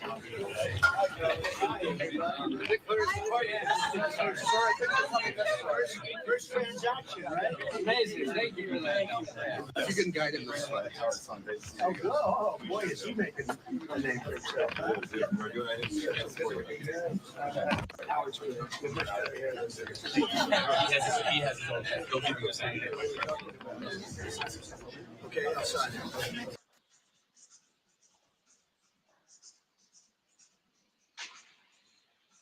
On achieving our dual mandate goals of maximum employment and stable prices for the benefit of the American people. Our economy is strong overall and has made significant progress toward our goals over the past 2 years. The labor market has cooled from its formerly overheated state. Inflation has eased substantially from a peak of 7% to an estimated 2.2% as of August. We're committed to maintaining our economy's strength by supporting maximum employment and returning inflation to our 2% goal. Today, the Federal Open Market Committee decided to reduce the degree of policy restraint by lowering our policy interest rate by a 0.5 percentage point. This decision reflects our growing confidence that with an appropriate recalibration of our policy stance, strength in the labor market can be maintained in a context of moderate growth and inflation moving sustainably down to 2%. We also decided to continue to reduce our securities holdings. I will have more to say about monetary policy after briefly reviewing economic developments.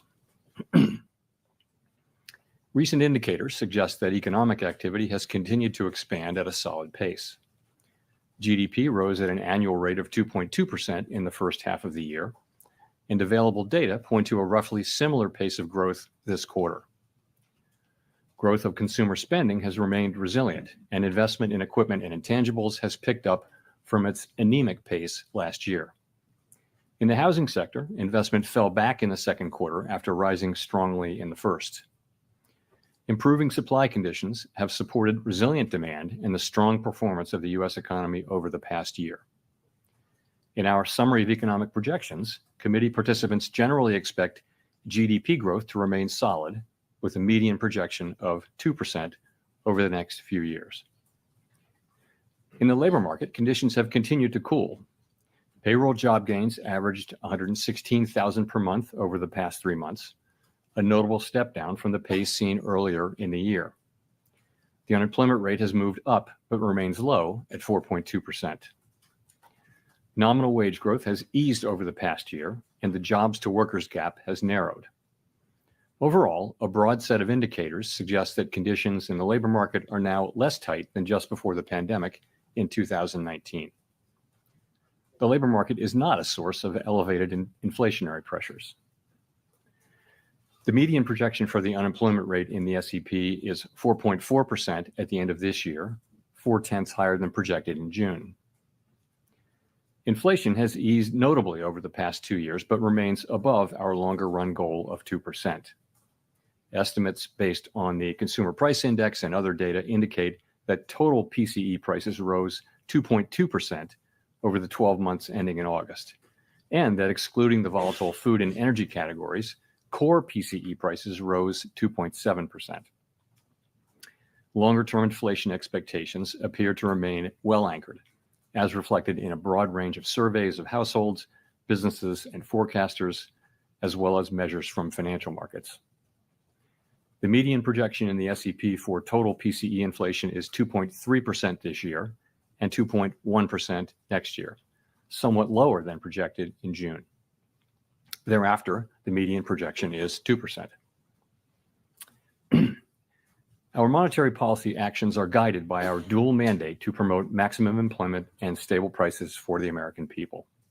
For much of the past 3 years, inflation ran well above our 2% goal, and labor market conditions were extremely tight. Our primary focus had been on bringing down inflation, and appropriately so. We are acutely aware that high inflation imposes significant hardship as it erodes purchasing power, especially for those least able to meet the higher costs of essentials like food, housing, and transportation. Our restrictive monetary policy has helped restore the balance between aggregate supply and demand, easing inflationary pressures and ensuring that inflation expectations remain well anchored. Our patient approach over the past year has paid dividends. Inflation is now much closer to our objective, and we have gained greater confidence that inflation is moving sustainably toward 2%. As inflation has declined and the labor market has cooled, the upside risks to inflation have diminished and the downside risks to employment have increased. We now see the risks to achieving our employment and inflation goals as roughly in balance, and we are attentive to the risks to both sides of our dual mandate. In light of the progress on inflation and the balance of risks, at today's meeting, the committee decided to lower the target range for the federal funds rate by a 0.5 percentage point to 4.75% to 5%. This recalibration of our policy stance will help maintain the strength of the economy and the labor market, and will continue to enable further progress on inflation as we begin the process of moving toward a more neutral stance. We are not on any preset course. We will continue to make our decisions meeting by meeting. We know that reducing policy restraint too quickly could hinder progress on inflation. At the same time, reducing restraint too slowly could unduly weaken economic activity and employment. In considering additional adjustments to the target range for the federal funds rate, the committee will carefully assess incoming data, the evolving outlook, and the balance of risks. In our SEP, FOMC participants wrote down their individual assessments of an appropriate path for the federal funds rate based on what each participant judges to be the most likely scenario going forward. If the economy evolves as expected, the median participant projects that the appropriate level of the federal funds rate will be 4.4% at the end of this year and 3.4% at the end of 2025. These median projections are lower than in June, consistent with the projections for lower inflation and higher unemployment, as well as the changed balance of risks. These projections, however, are not a committee plan or decision. As the economy evolves, monetary policy will adjust in order to best promote our maximum employment and price stability goals. If the economy remains solid and inflation persists, we can dial back policy restraint more slowly. If the labor market were to weaken unexpectedly or inflation were to fall more quickly than anticipated, we are prepared to respond. Policy is well positioned to deal with the risks and uncertainties that we face in pursuing both sides of our dual mandate. The Fed has been assigned two goals for monetary policy: maximum employment and stable prices.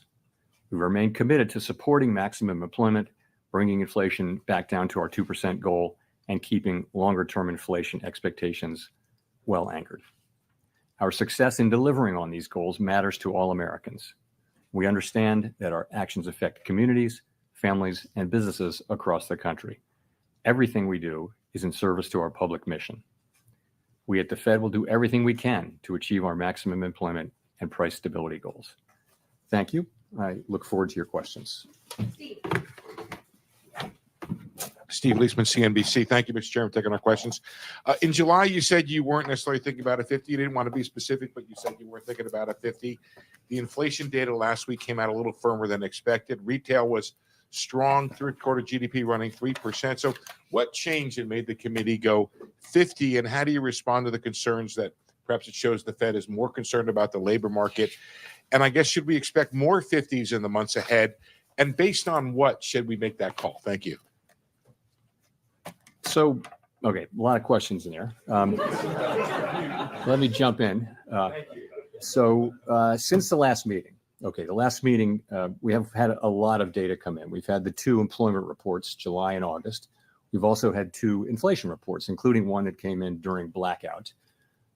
We had the QCEW report, which suggests that suggests that the payroll report numbers that we're getting may be artificially high and will be revised down. You know that. We've also seen anecdotal data like the Beige Book. So we took all of those and we went into blackout and we thought about what to do, and we concluded that this was the right thing for the economy, for the people that we serve, and that's how we made our decision. So that's one question. What was the second and third? How do we make the, sorry, thank you, sir. How do we figure out in the months ahead, is there another 25 or 50 coming in? Based on what shall we make that call? Thank you. Sure. So a couple things. A good place to start is the SEP, but let me start with what I said, which was that we're going to be making decisions meeting by meeting based on the incoming data, the evolving outlook, the balance of risks. If you look at the SEP, you'll see that it's a process of recalibrating our policy stance away from where we had it a year ago when inflation was high and unemployment low, to a place that's more appropriate given where we are now and where we expect to be. And that process will take place over time. There's nothing in the SEP that suggests the committee is in a rush to get this done. This process evolves over time. Of course, that's a projection. That's a baseline projection. We know, as I mentioned in my remarks, that the actual things that we do will depend on the way the economy evolves. We can go quicker if that's appropriate. We can go slower if that's appropriate. We can pause if that's appropriate. But that's what we were contemplating. I would point you to the SEP as just an assessment of where of what the committee is thinking today, but the individual members rather of the committee are thinking today, assuming that their particular forecasts are realized.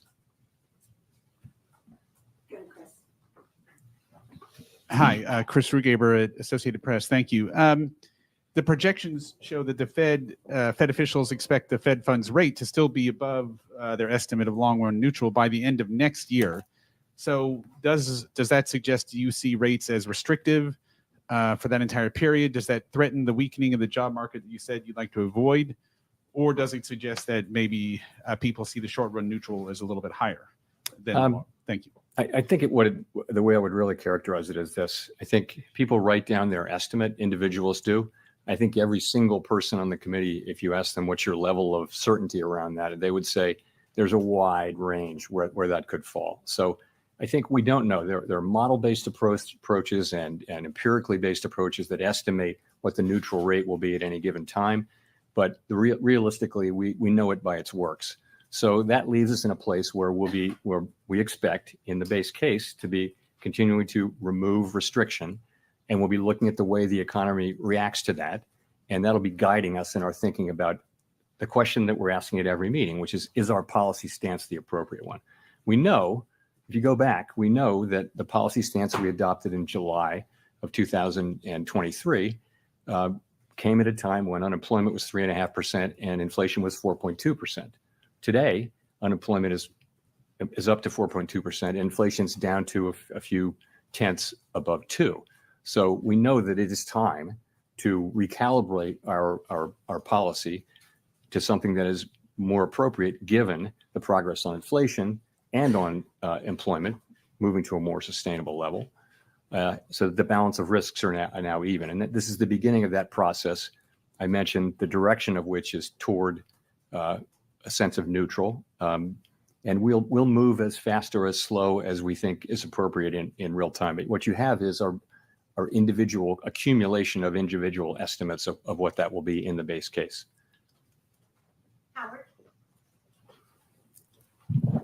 Howard Schneider with Reuters. How close was this in terms of the decision? You do have the first dissent by a governor since 2005, I think. Was the weight clearly in favor of a 50, or was this a very close decision? I think we had a good discussion. If you go back, I talked about this at Jackson Hole, but I didn't address the question of the size of the cut, left it open. And I think we left it open going into blackout. And so there was a lot of discussion back and forth, good diversity of division, excellent discussion today. I think there was also broad support for the decision that the committee voted on. So I would add, though, look at the SEP. All 19 of the participants wrote down multiple cuts this year, all 19. That's a big change from June, right? 7 of them wrote down 3 or more, and 17 of the 19 wrote down 3 or more cuts, and 10 of the 19 wrote down 4 or more cuts. So, there is a dissent and there's a range of views, but there's actually a lot of common ground as well. Follow up to that. Now that this is in the books, can you give us some guidance as sort of follow up to Steve on the pacing here? Would you expect this to be running every other meeting once we get into next year? For example, we're going to take it meeting by meeting. As I mentioned, there's no sense that the committee feels it's in a rush to do this. We made a good, strong start to this, and that's really, frankly, a sign of our confidence. Confidence that inflation is coming down toward 2% on a sustainable basis. That gives us the ability. We can, make a good, strong start. But and I'm very pleased that we did. To me, the logic of this, both from an economic standpoint and also from a risk management standpoint, was clear. But I think we're going to go carefully, meeting by meeting, and make our decisions as we go. Gina. Hi, Chair Powell. Gina Smilik, the New York Times. Thanks for taking our questions.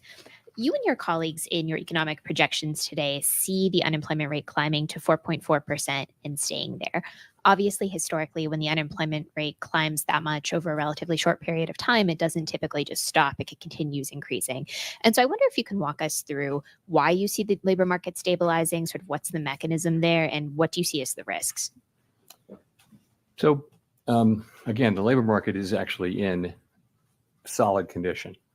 And our intention with our policy move today is to keep it there. You can say that about the whole economy. The U.S. economy is in good shape. It's growing at a solid pace. Inflation is coming down. The labor market is in a strong pace. We want to keep it there. That's what we're doing. Sorry, Nick.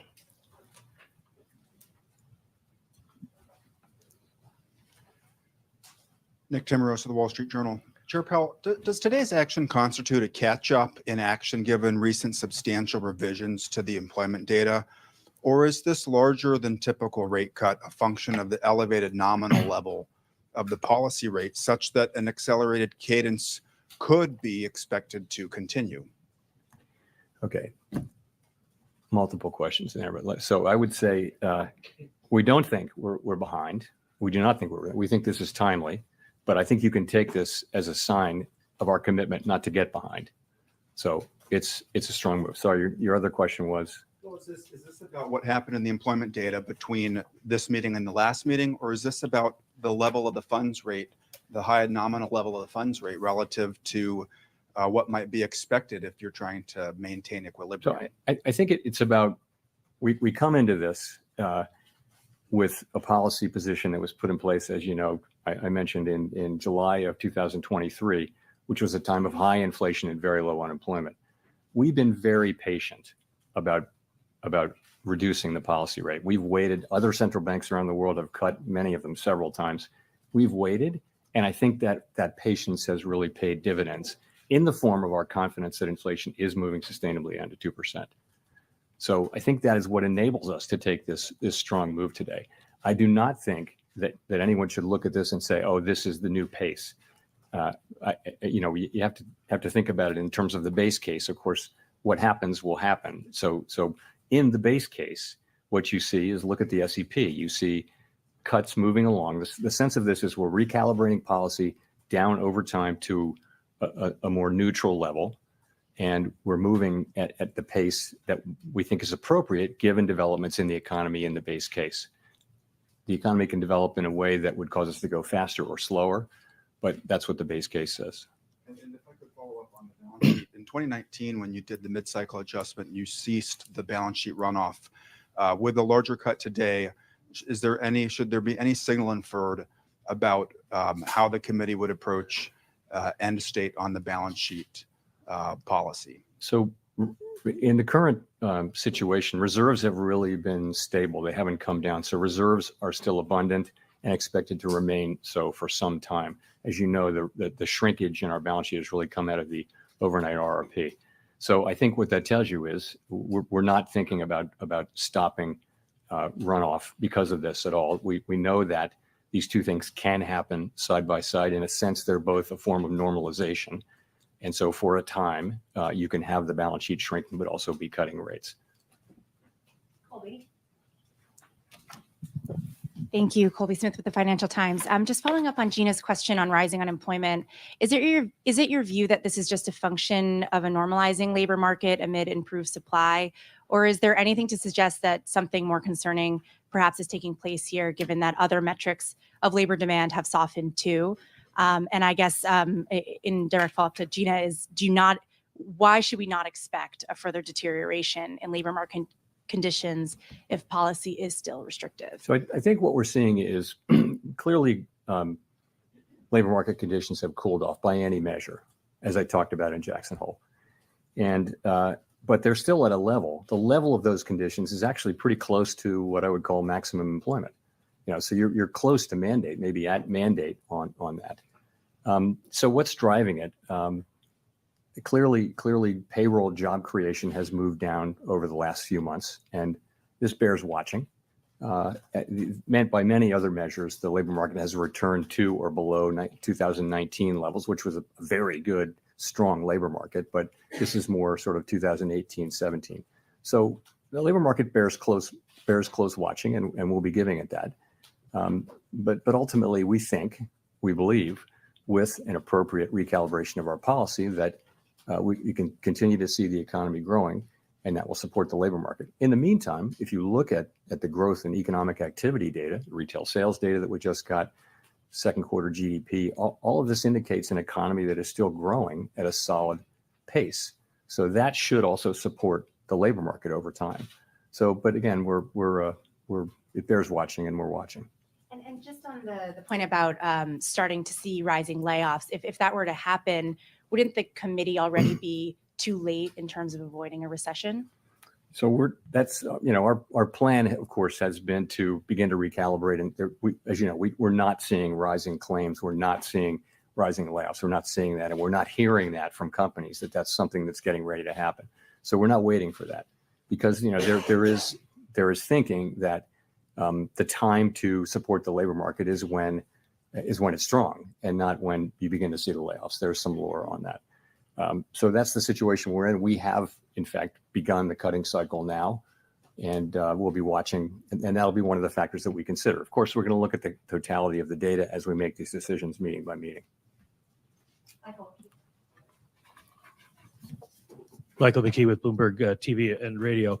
To follow up on that, what would constitute for you and the committee a deterioration in the labor market? You're pricing in basically by the end of next year 200 basis points of cuts just to maintain a higher unemployment rate. Would you be moving to a more preemptive monetary policy style rather than, as you did with inflation, waiting until the data gave you a signal? No, we're going to be watching all of the data, right? So if as I mentioned in my remarks, if the labor market were to slow unexpectedly, then we have the ability to react to that by cutting faster. We're also going to be looking at our other mandate, though. We have greater confidence now that inflation is moving down to 2%, but at the same time, our plan is that we will be at 2%, over time. So, and policy we think is still restrictive, so that should still be happening. I'm just curious as to how sensitive you'll be to the labor market, since you forecast we are going to see higher unemployment and it is going to take a significant amount of monetary easing to just maintain it? So, what I would say is we don't think we need to see further loosening in labor market conditions to get inflation down to 2%. But we have a dual mandate, and I think you can take this whole action as take a step back. What have we been trying to achieve? We're trying to achieve a situation where we restore price stability without the kind of painful increase in unemployment that has come sometimes with disinflation. That's what we're trying to do. And I think you can take today's action as a sign of our strong commitment to achieve that goal.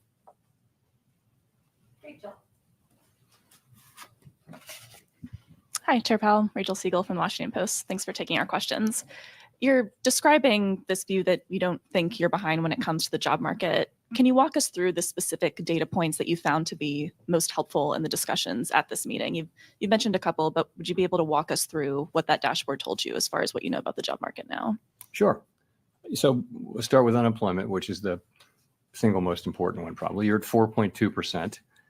That's, I know that's higher than we were used to seeing numbers in the mid and even below mid threes last year. But if you look back over the sweep of the years, that's a very healthy unemployment rate. And anything in the low fours is a good labor market. So that's one thing. Participation is at high levels. It's, we're right adjusted for demographics, for aging. Participation's at pretty high levels. That's a good thing. Wages are still a bit above what would be their wage increases, rather, are still just a bit above where they would be over the very longer term to be consistent with 2% inflation, but they're very much coming down to what that sustainable level is. So we feel good about that. Vacancies over, per unemployed is back to what is still a very strong level. It's not as high as it was. That number reached 2 to 1, 2 vacancies for every unemployed person as measured. It's now below around 1, but that's still a very good number, I would say. Quits have come back down to normal levels. I mean, I could go on and on. There are many employment indicators. What do they say? They say this is still a solid labor market. The question isn't the level. The question is that there has been change particularly over the last few months. And, so what we say is as the risks, the upside risks to inflation have really come down, the downside risks to employment have increased. And because we have been patient and held our fire on cutting while inflation has come down, I think we're now in a very good position to manage the risks to both of our goals. And what do you expect to learn between now and November that will help inform the scale of the cut at the next meeting? More data, the usual. Don't look for anything else. We'll see another labor report. We'll see another jobs report. I think we get a second jobs report on the day of the meeting, I think. Or no, on the Friday before the meeting. And inflation data, we'll get all this data. We'll be watching. It's always a question of look at the incoming data and ask what are the implications of that data for the evolving outlook and the balance of risks, and then go through our process and think what's the right thing to do. Is policy where we want it to be to foster the achievement of our goals over time? So that's what it is, and that's what we'll be doing. Hi, Chair Powell. Neil Irwin with Axios. We've only been running a little above 100,000 jobs a month on payrolls the last 3 months. Do you view that level of job creation as worrying or alarming, or would you be content if we were to kind of stick at that level? And relatedly, one of the welcome trends of the last couple of years has been labor market steam coming out through job openings falling rather than job losses. Do you think that trend has further to run, or do you see risk that further labor market cooling will have to come through job losses?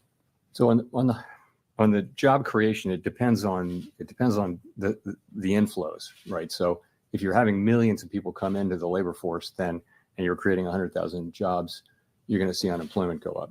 So it really depends on what's the trend underlying the volatility of people coming into the country. We understand there's been quite an influx across the borders, and that has actually been one of the things that's allowed unemployment rate to rise. And the other thing is just the slower hiring rate, which is something we also watch carefully. So it does depend on what's happening on the supply side.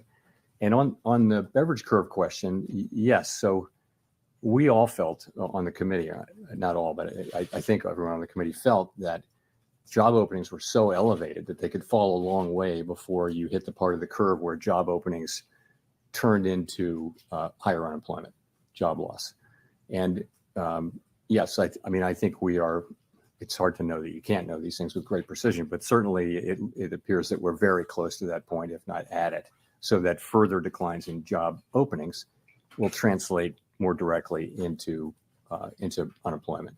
But it's been a great ride down. I mean, we've seen a lot of tightness come out of the labor market in that form without it resulting in lower employment. Thanks, Chair Powell. Edward Lawrence, Fox Business.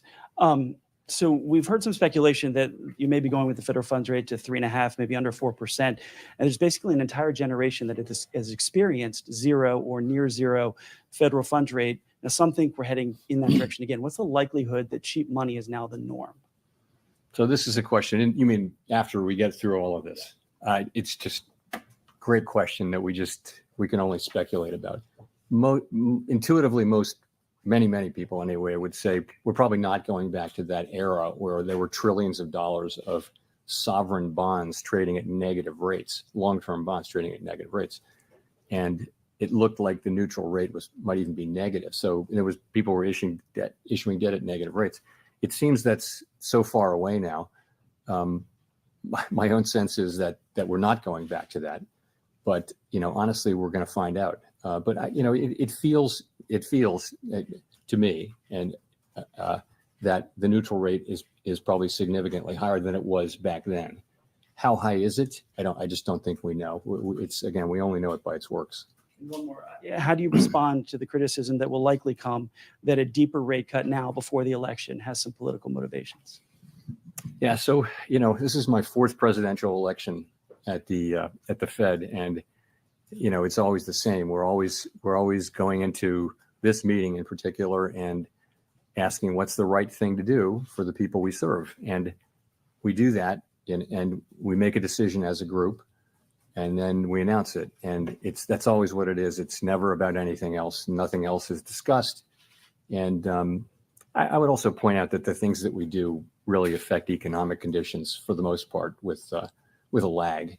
So nonetheless, this is what we do. Our job is to support the economy on behalf of the American people. And if we get it right, this will benefit the American people significantly. So this really concentrates the mind. And, it's something we all take very, very seriously. We don't put up any other filters. I think if you start doing that, I don't know where you stop. And so we just don't do that. Jolene.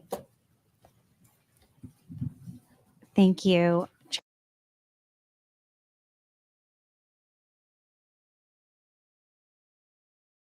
My abuelito Jose never put.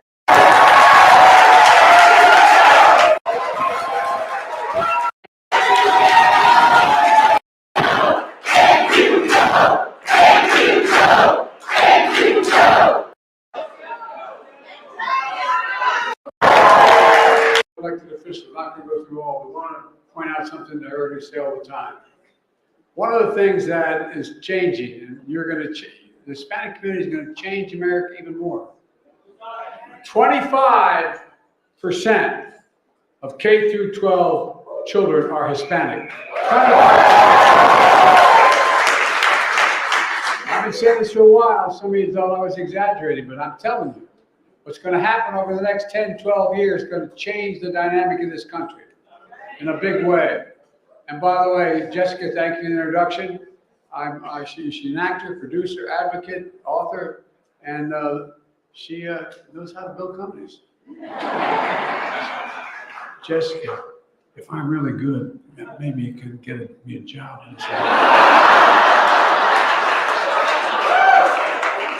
God love you. Youngest Latino to start, take a company public, and build a billion-dollar company.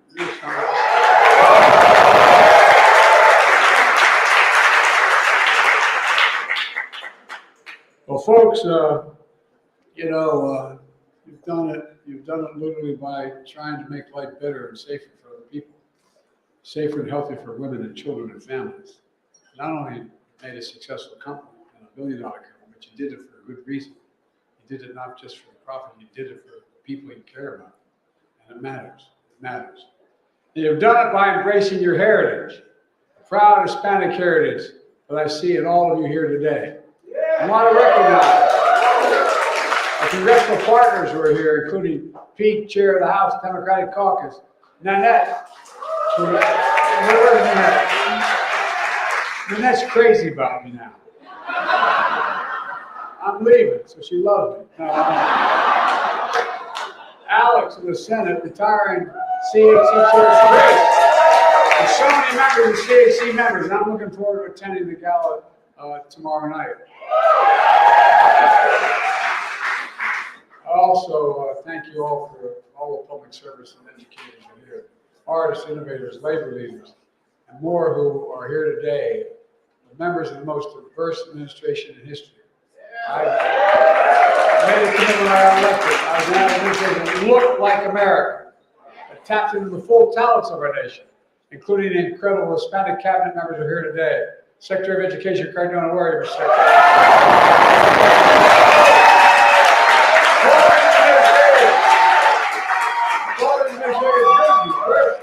Administrator Gouging, stand. There you are.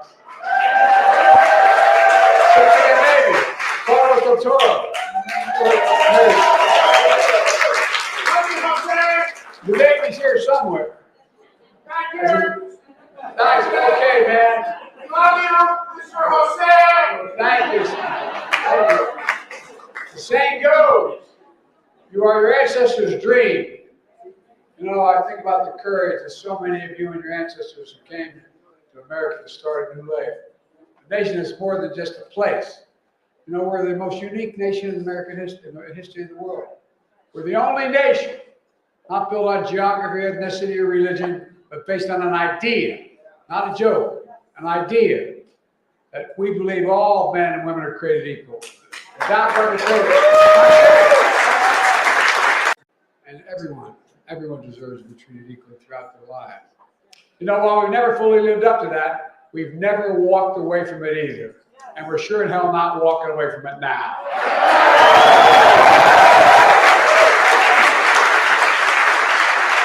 Since our founding, the very idea of America has been nurtured, enriched, and advanced by the contribution and sacrifice of hard work and dreams of immigrants and descendants from all over the world.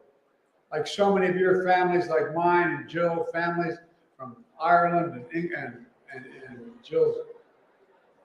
I may be Irish, but I'm not stupid. I married Dominic Giacoppo's daughter. You can say that again, man. No one screws around me. One of the reasons Jill and I really wanted to host today's celebration is to say thank you. Thank you for your partnership and your friendship. And I mean sincerely, we're forever grateful. I mean it from the bottom of my heart. I also want to host this reception because we have progress to celebrate. Together, we're making the most significant investment in the Hispanic community ever in all of American history. We've centered equity in everything we do. With the help of just 3.5 years, we've created more than 5 million jobs for Hispanic Americans. Hispanic unemployment rate on record. We've also turned Puerto Rico's economy, investing in more than $140 billion. Adding over 100,000 new jobs in Puerto Rico. More Hispanics have health insurance than ever before in history. Record number of Hispanic small businesses are starting up, like your little small business, $1 billion. Historic investments in Hispanic savings institutions. 500 college, university, and community colleges that serve such a large percentage of Hispanic students. By the way, it's about $15 billion. Under my plan for student debt relief, more than 5 million people receive student debt relief. That's going to happen where we're going to win in court, signifying a significant number. We need to make a decision. What does the data say? I'm not. Why not use Monday.com stash? This video was brought to you by Imprint. Now, there's a received wisdom, before last week's debate, the polling wasn't looking great for Harris. The day before the debate, Nate Silver's aggregator gave her just a 2.2 point lead nationally, down from 4 points in late August. And his forecast gave her less than a 40% chance of actually winning the Electoral College, down from 55% in late August. In retrospect, this looks like it was in part because when she was preparing for the debate, Harris had essentially taken herself out of the media cycle for the first time since Biden's withdrawal. And this allowed Trump to dominate the news cycle like he has in the past. Anyway, this is why the debate was so anticipated. A lot to get into there, but we do begin this hour with that breaking news about your money. Just seconds ago, the Federal Reserve cut interest rates for the first time since the beginning of the COVID-19 pandemic. The Fed is now reducing rates by 0.5 percentage point after raising rates or keeping them steady for years before this to combat rising inflation.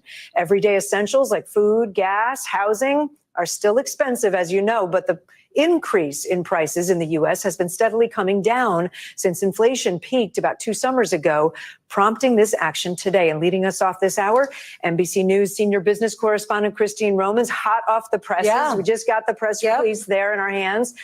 There were 2 choices, right? And this is the bigger amount that they could have chosen to lower. Absolutely. There was a big debate about whether the Fed will cut 25 basis points or 50 because the economy overall is solid and the Fed is noting that, but it is saying that 50 basis points is how much it will cut. Now, remember, it had raised interest rates 11 times and then kept them really high for a really long time in its effort to kill inflation. So inflation is on the right track and the Fed feels like it is okay to take 50 basis points off. Okay, wait, and if you don't speak basis points, what does that mean? It's 0.5%. 0.5. So that means it's lowering its Fed funds target, its target interest rate. And these are the things that your mortgages and auto loans and credit cards are pegged to or follow.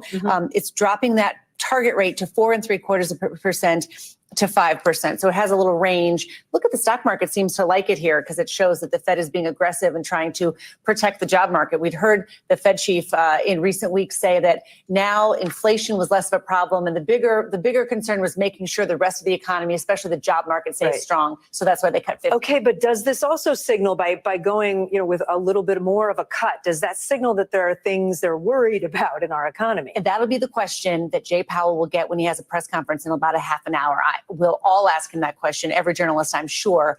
And he's going to, but when you look at the statement, they're pointing out that inflation is making progress. The economy is growing at a solid pace. Jobs gains have slowed, but the unemployment rate is still slow. So you have this scenario where the overall economy is solid. Those rates had been so high for so long, the Fed wants to take that off. So given this news, 0.5% decrease in the interest rate, how can we at home use this to our advantage? Mortgages, credit cards, is it time to refinance your house? So it's going to be a better time to refinance your home. I just was talking to a homeowner who bought last December. Their mortgage is at 8.1. This is good news for them. But the Fed is expected to continue to keep cutting interest rates. So heading into the spring, you're going to have more and more opportunity to refinance those loans. Credit card and car loans, those are probably going to come down a little bit more slowly. But I would say if you've got a bunch of credit card debt, go ahead and call your credit card company and say, I'm paying on time every month, at least the minimum. Can you please lower my credit card rate? It's just worth a shot because these high interest rates are just not good for the family budget. And this may be more complicated, but the cost of living obviously keeps getting more expensive right now. So what does lowering interest rates do to all the prices? Like, is it possible that we see prices creep higher again? So prices will continue to slowly move higher. That inflation rate, though, is not that terrible 9% or the 5 or the 4. It's now closer to 2. And that's what economists think is more sustainable. I mean, in terms of the price you pay for something at the grocery store, you're already seeing some prices go down. Some hotel room categories are going down. Some food categories are going down. Gas prices are down a lot. 16 states gas prices are below $3 a gallon and expected to continue that way for Thanksgiving. So until Thanksgiving. So that's one part of the economy where you are starting to see some real relief on the inflation front. When you have borrowing costs go down, that's good for anybody who's borrowing money, small businesses, for example, that are borrowing money. A lot of people have adjustable rate mortgages that started to just reset in the past few weeks, and they've been really freaking out. Now they're going to have a chance to maybe do some refinancing into next year. All right, Christine Romans with all the breaking news. Thank you so much. Thanks for watching. Stay updated about breaking news and top stories on the NBC News app or follow. Security Communications Advisor John Kirby is speaking with reporters about the exploding walkie-talkies in Lebanon targeting Hezbollah. Let's listen. To prevent the conflict from escalating. We still believe, for instance, that there is a diplomatic path forward, that particularly up near Lebanon. And we still believe that while it is increasingly difficult and we are certainly no closer to finality, that we're going to, that we believe a ceasefire deal and a negotiation to get the hostages out is still the best outcome, and we're going to keep pursuing that. How do these events move forward any diplomatic solution here? It's difficult for me to stand up here, Gabe, and tell you exactly how incidents over the last couple of days are going to affect outcomes in the next few days. All I can tell you is we're still putting our shoulder to the wheel to get the hostages home and get a ceasefire in place, as daunting as that is today. And we are still involved in intensive diplomacy to try to prevent a second front from opening up on that border with Lebanon. Thank you. Given the rhetoric and the attacks in the last few days, it seems like a full-out conflict is inevitable at this point. Would you agree with that assessment? And is the U.S. government preparing for an evacuation of American citizens in Lebanon and or in Israel in that case? I think we've learned through experience, particularly over now what's going on almost a year here, that nothing is inevitable when it comes to that particular part of the world and this particular conflict. And we're going to, as I said to Gabe, we're going to do everything we can to see if we can end it and get those hostages home. And your second question was evacuation. I don't have anything with respect to evacuation preparations to talk about. I mean, that's a better question really put to the State Department. I think you know, Laura, as particularly covering the Pentagon, we have on the shelf, we have evacuation plans available for places all over the world. But I wouldn't lead that to believe that we're in a moment now where we think we need to imminently call for that or act on that right now. What has been the impact of the latest attacks on the potential for a ceasefire deal in Gaza? I think it's too soon to know if what happened over the last couple of days is going to have any effect on where we are with a ceasefire deal. Sadly, we aren't any closer to that now than we were even a week ago. So it's difficult to see any immediate impact of these incidents. But I think it's just too soon to know in general. Officials have said you were 90% there. Is that still the case? I think in terms of the agreed framework and the language, that's still the case. The framework has been agreed to. The major architecture of the deal had been agreed to by both sides. But as we said, once you get down to niddling over that last 10%, and you're in that kind of horse trading, it gets real hard, and the details get real specific, and that's where we have run into some resistance, and we're not any closer today than we were a few days ago. CBS News at least has learned that the Defense Secretary, Lloyd Austin, spoke yesterday with the Israeli Defense Minister 2 different times. We've been told no specifics were given about the operation that happened yesterday. Was there any heads up given yesterday that there would be more attacks in Lebanon today? Well, I'd refer you to the Defense Department to speak to conversations that the Secretary had with Minister Gallant. As I said, there was no U.S. involvement in either of these incidents, and I have nothing. One thing, though, but awareness it was coming is another. I recognize the question. I have nothing more to add. If you're someone who owns a pager like this that's been blown up in Lebanon in recent days, whether it was made by the Taiwanese company or the Hungarian company that may have had a licensing deal with them, should you be concerned it could blow up? Again, Ed, I have nothing more to add on this. Yeah. Our sources have confirmed to us it's been widely reported that Israel is responsible for this, but notably you still won't say that. Why is that? Is it because that's not your assessment or because you don't support what they're doing here? It's because I don't have anything more to add on this issue. As I said, there was no U.S. involvement, and I'm not going to go beyond that today. Then let me ask this. These kinds of tactics, blowing up pagers and walkie-talkies, is this type of warfare acceptable to the United States? Again, Mary, I appreciate the question. I'm simply not going to be able to address these incidents over the last couple of days in any level of detail one way or another. Okay, let me try one other thing. Please. Everyone keeps urging, all parties involved not to escalate this. isn't this an escalation already? I mean, isn't this Israel doing exactly what you've been warning them not to do? Again, I'm not going to speak to the details of these incidents. I understand that's frustrating. I get it. And I understand where all your questions are coming from. They're all valid. They're all fair. I'm just not going to get into this. I will add, if I could, and restate a little bit to what I said to Gabe. We still don't want to see an escalation of any kind. We don't believe that the way to solve where we're at in this crisis is by additional military operations at all. We still believe that the best way to prevent escalation, to prevent another front from opening up in Lebanon, is through diplomacy, which is why Mr. Hochstein was over in the region this week. And we're still going to pursue those kinds of outcomes. If a state actor was involved in any way in what took place in Lebanon, is that acceptable behavior by a government? Look, that's a great hypothetical, Trevor, that I'm simply not going to engage. So it's not that that's not the case, that it was a state actor? I have nothing more to add on these incidents. I understand the question. I'm not going to engage in hypotheticals or speculate about what did or didn't happen or who might be responsible. Is there any current intelligence assessment as to who was responsible? I'm not going to get into intelligence estimates and assessments from here either.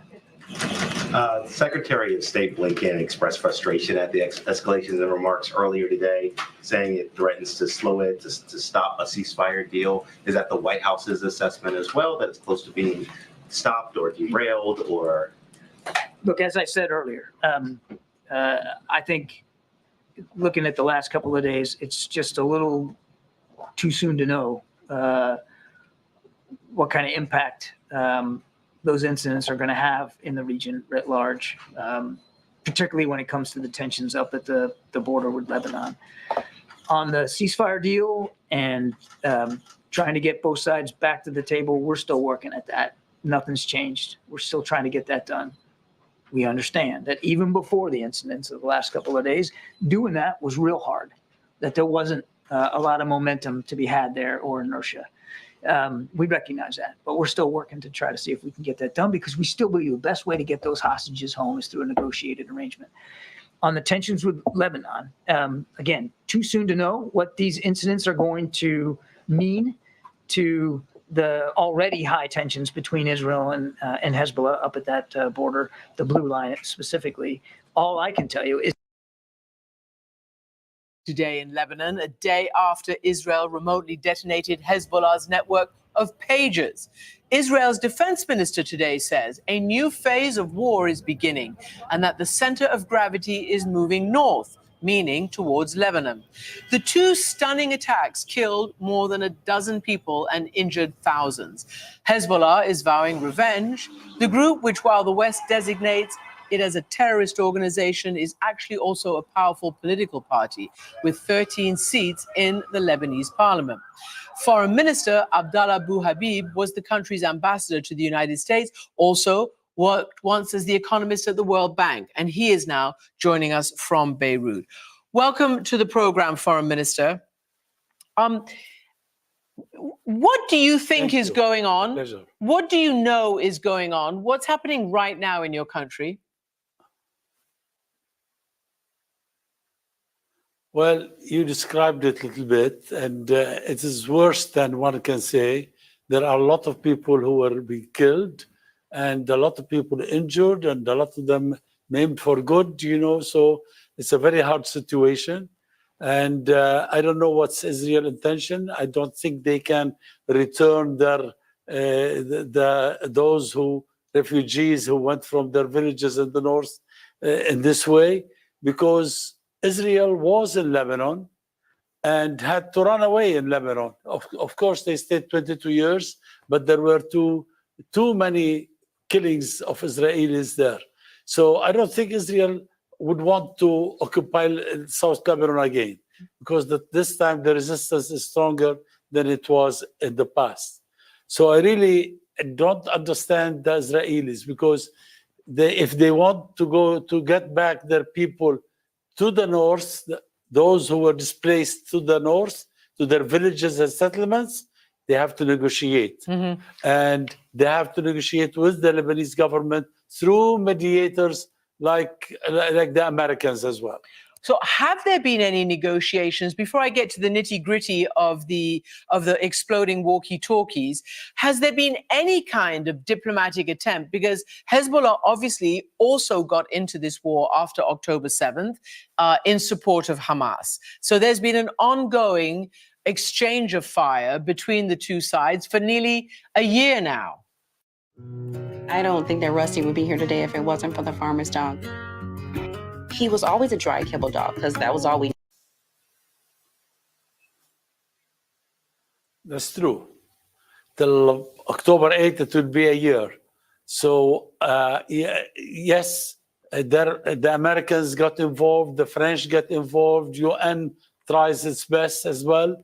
But we depend on the Americans now to really take it. I mean, Mr. Amos Hochstein is, or I don't know if he still is in Israel. And I think he was supposed to come here if he has any message. It seems he doesn't have any message. So he has been negotiating. He has been talking to people here and in Israel, but so far nothing came out. So, Foreign Minister, the Americans say they were not told of these details. Now the Israelis are saying they did warn the Americans, but apparently by consensus, there was no details given to the Americans, neither to Mr. Hochstein nor to the State Department. And the Secretary of State is in the region right now. This is what he's saying about the general situation. We've been very clear, and we remain very clear, about the importance of all parties avoiding any steps that could further escalate the conflict that we're trying to resolve in Gaza. To see it spread to other fronts. It's clearly not in the interest of anyone involved to see that happen. And that's why, again, it's imperative that all parties refrain from any actions that could escalate the conflict. Foreign Minister, he's talking about trying to get a ceasefire in Gaza in order to calm the whole area. Do you think that's what it's going to take to stop Hezbollah from its activities? Look, Hezbollah is a resistance movement, and let's deal government to government. We are willing to talk to Hezbollah in the right time, and we communicate with them all the time. And I think if Israel wants peace, we are ready for peace, for a ceasefire, not a. Can we give up one more hand for Stephen? Our future is bright.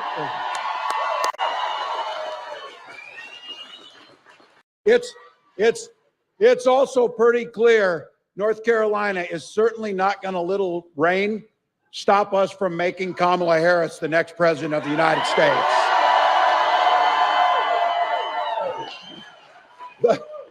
The vice president told me, she said, gee, I got to tell you, Tim, a couple people showed up in Charlotte and Greensboro last week. Just to let all of you know, the rest of the country was looking at those crowds and looking at the enthusiasm in awe of what you were delivering. So this has been happening all across the country. And Donald Trump, of course, responded like any normal, sane adult would and said, no one's there, it's AI. That's what he would say about all of you. But I always remind them, you know what won't be AI? Your ballots won't be AI. And I got to say, too, to the vice president and the crowds, that it is contagious. You can feel it, that we now believe what we all knew, that the precious democracy we have and that politics and campaigns can be focused on the hard work ahead of us, but they can be done with what Kamala Harris does every single day. Done with joy, done with happiness, which was good. And my pro tip of the day is don't ever close the yearbook. We won the state championship, and I talk about it to this day. So, but every once in a while, these guys do surprise me. This last weekend, Donald Trump's running mate, Senator Vance, did a really remarkable thing.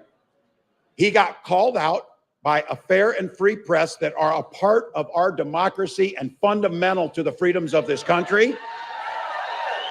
He got called out by that press about telling vicious, hurtful lies about immigrants. But he did something.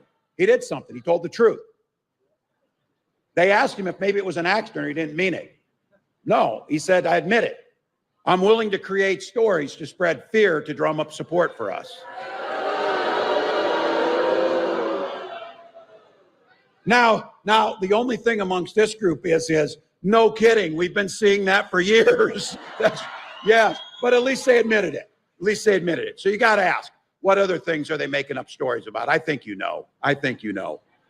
The reason you do that is because if you told what you really stood for, no one would vote for you.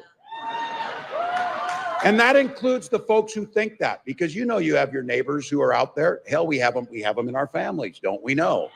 So, but that's what happens. I mean, I don't Paradox, can you hear me? Hey, Yeah. yeah, I think it's only right if we play exactly what JD Vance said as far as that, because a lot of people are kind of like running with that narrative. So What name? just so we're not, well, saying that he admitted it, that he sometimes will make up a story just to, you know, create No, watch them that. say it live. Well, I know, but I think we should play it though. Still, though, don't you think we should play it? If I can find it, Okay. yeah, I'll look for it while this is going on. Okay. But I like what he stands for. Oh, really? Suppressing women's reproductive rights? Is that the one you want? Or is it cutting taxes for billionaires while you get screwed in the middle class? Is that the one you like?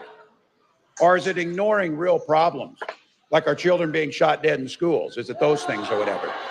So I think for all of us, the truth here, you know who Donald Trump is. You know the pain that he caused. He killed thousands of manufacturing jobs across this state.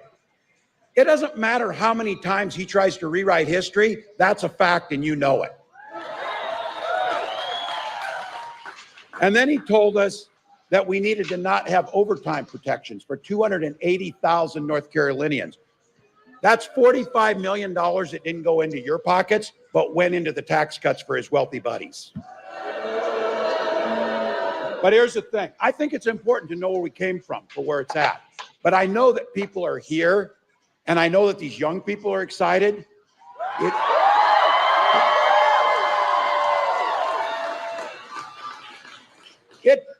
Look, these guys run on fear.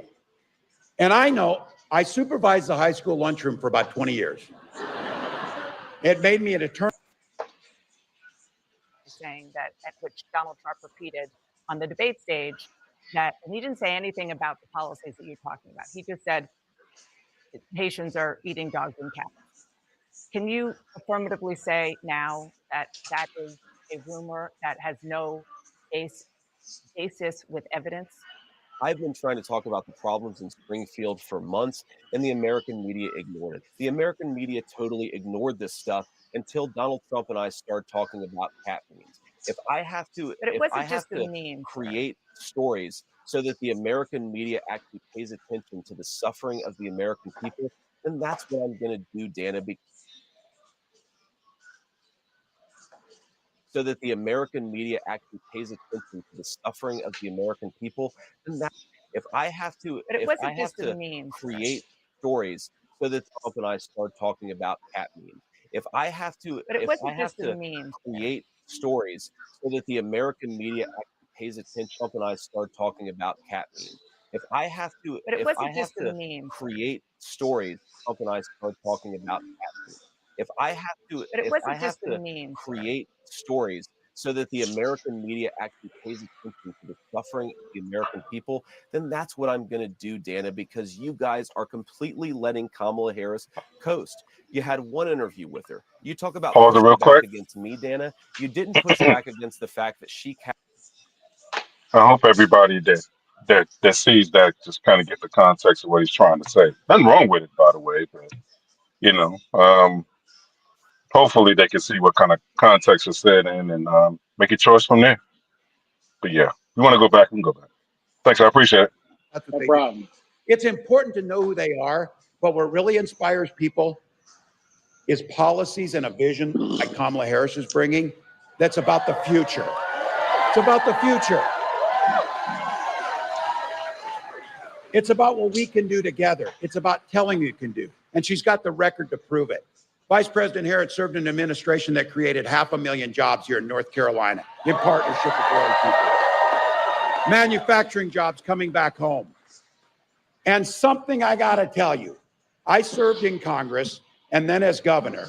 Every damn week, Donald Trump talked about Infrastructure Week. Oh, we're going to do Infrastructure Week. And then, of course, the dysfunction of the Congress did nothing. I mean, it's crazy to think about it. Like, it used to cost millions to advertise on TV, and now because of Joe Biden and Kamala Harris did something. They passed the largest infrastructure act in American history. And that's real jobs and real work. $10 billion to North Carolina to remove lead pipes from all your homes and your businesses. The Alligator River Bridge, replace it. And then bringing what your governor was a leader in and your legislature pushing on, making sure that high-speed broadband is in every corner of the state. Every corner of the state.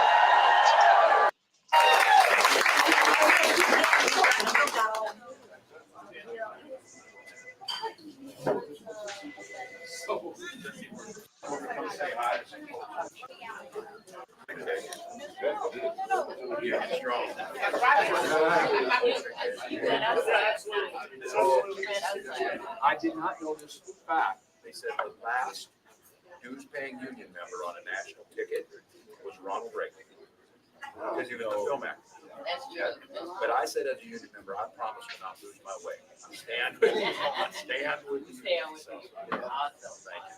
Really grateful. Thank you. Great. Yeah. Can you stand on it?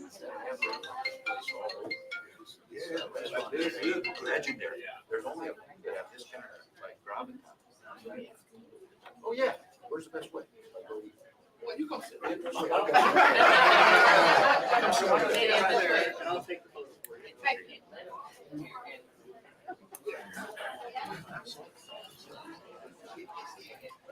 Yeah. Remember you told me last time before we had someone talk, right?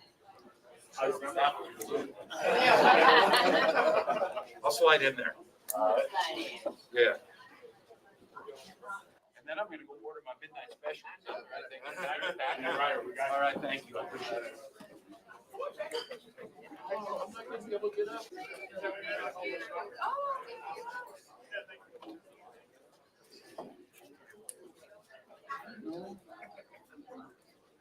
Thank you for saying that. I'm really grateful. It's like the whole country kind of wrapped around me. Because it's scary. It was scary. You know, we've been protecting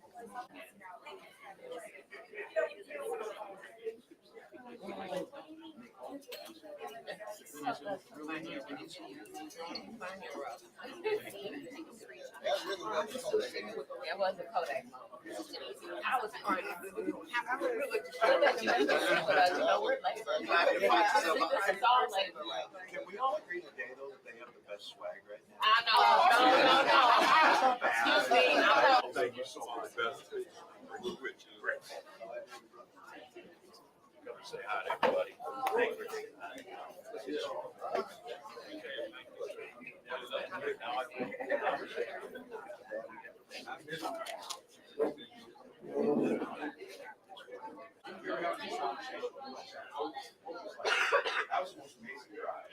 I will say this.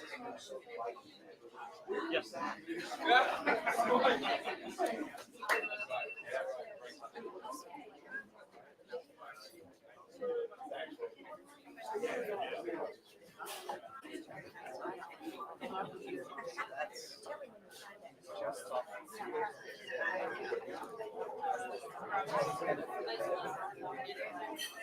know. Just like your hanging there.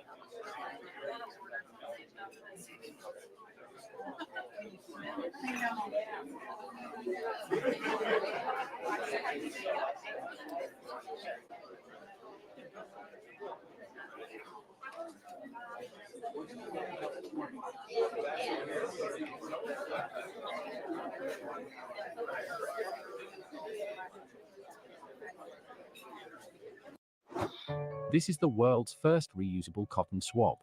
It can remove up to 10 times more earwax. Latest studies show that traditional cotton swabs are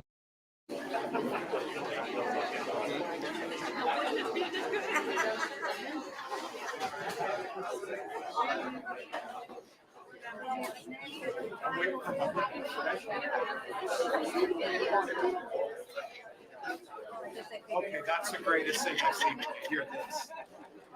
You see these earrings? Okay, I love that. This is a first for me, the first earring I've ever been on. And it's as cool as you think it would be.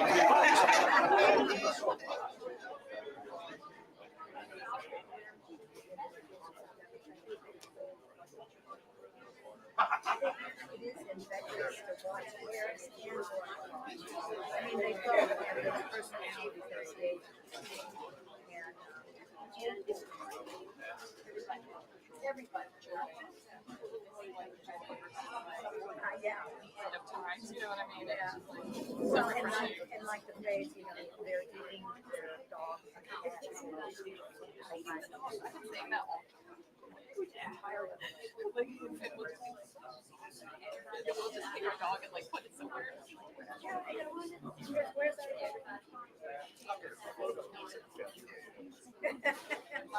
was a little TikTok there was a baby like biting on the dog's ear.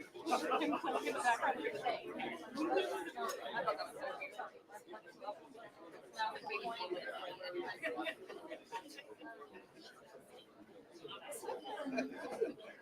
Fed's decision will mean with NBC News business and data correspondent Brian Chung. So, Brian, we've been anticipating this cut, right, for a while now. Is this where you expected the Fed would end up? How significant is a half a percentage point cut here? Well, it actually had a lot of Wall Street analysts and just casual market watchers a little bit surprised. Someone said we didn't expect the Fed to cut by half a percentage point, maybe something like a quarter percentage point. But it's important to remember exactly how we got here and the reason why interest rates were high in the first place. The big story post-pandemic was inflation. Inflation going up to around 9% at its peak in the summer of 2022. During that process, the Federal Reserve, which is the steward of the U.S. economy through their interest rate policy, said, all right, we need to raise borrowing costs to take steam out of this economy to make inflation go down. And it largely did that job. But the question is, okay, well, now with inflation going sideways here, it's certainly a vast improvement from that 9%. Can they cut interest rates to make sure that this economy doesn't hit the tarmac too hard? And hitting the tarmac too hard would look like this: unemployment ticking up more substantially than it is right now. It's a little hard to see because unemployment did peak at around 15%. You can see it's actually been drifting up a little bit over the past few months. It was around 3.5%. The last measure was 4.2%. That's why the Federal Reserve said, you know what, let's recalibrate our policy, cut interest rates by half a percentage point to make sure that unemployment doesn't go up any further. But indeed, a surprise to some, Aaron. So, Brian, let's break this down for the folks at home in a real world application sort of a way here. What do these cuts actually mean for people as they're going about their lives, trying to figure out how to spend and save? Yeah, well, all of that I just went through was kind of like econ textbook stuff. But what does it mean for regular people? Well, we're talking about mortgages, auto rates, and also credit card rates, right? And they've gone up substantially as a result of the Federal Reserve raising interest rates. Here are your average rates that you were paying in 2020 for a 30-year fixed mortgage, for a car loan, in addition to your credit cards. And check out what it looks like in 2024, right? We all know the mortgage market is a lot more painful now than it was in 2020. 6.1% is your 30-year fixed mortgage rate. 8.6% for auto loans, and 21.5% for credit cards, by some measures an all-time high. So what we can expect after the Federal Reserve cut interest rates by half a percentage point today is, all right, these interest rates, which are tied indirectly to what the Fed does, they're not going to go down by exactly half a percentage point, but they should be going down. In fact, mortgage rates have already been coming down over the past few months. It was around 8% in October of last year. It's been drifting down in anticipation of what the Fed did today. With your auto loans and credit card rates, these could go down a little bit more marginally in the next few months as well. So, Brian, very quickly, what comes next here? The Fed hinted at additional cuts potentially. Yeah, well, the Federal Reserve also had projections for where interest rates could go from here, and the projection is at least another 50 basis points or 0.5% in interest rate cuts by the end of this year. That implies there could be more interest rate cuts in their November and December meetings, which are on the calendar for the rest of 2024, Aaron. Building your online business? Go to Wix.com and set up your store. All right, Brian Chung for us today. Brian, thank you. And joining me now is Jason Furman, former chair of the Council of Economic Advisors under President Obama. The impact of all these proposals be on the federal budget, practically, as you look at it? Could we handle this sort of a drop in revenue. Yeah.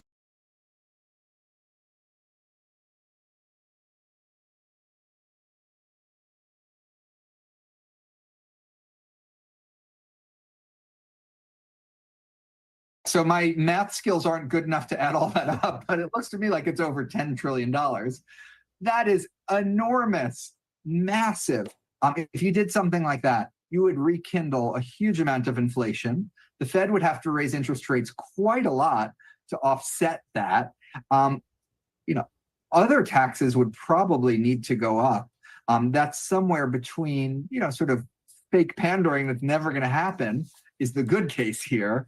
And, something that will happen and causes all that harm is the bad case here. So we know that every president sort of takes a big swing on economic legislation, right? As we just have just a few seconds left here, I do want to ask you, we know for Obama, it was healthcare. For Trump, it was tax cuts. For Biden, it was the IRA.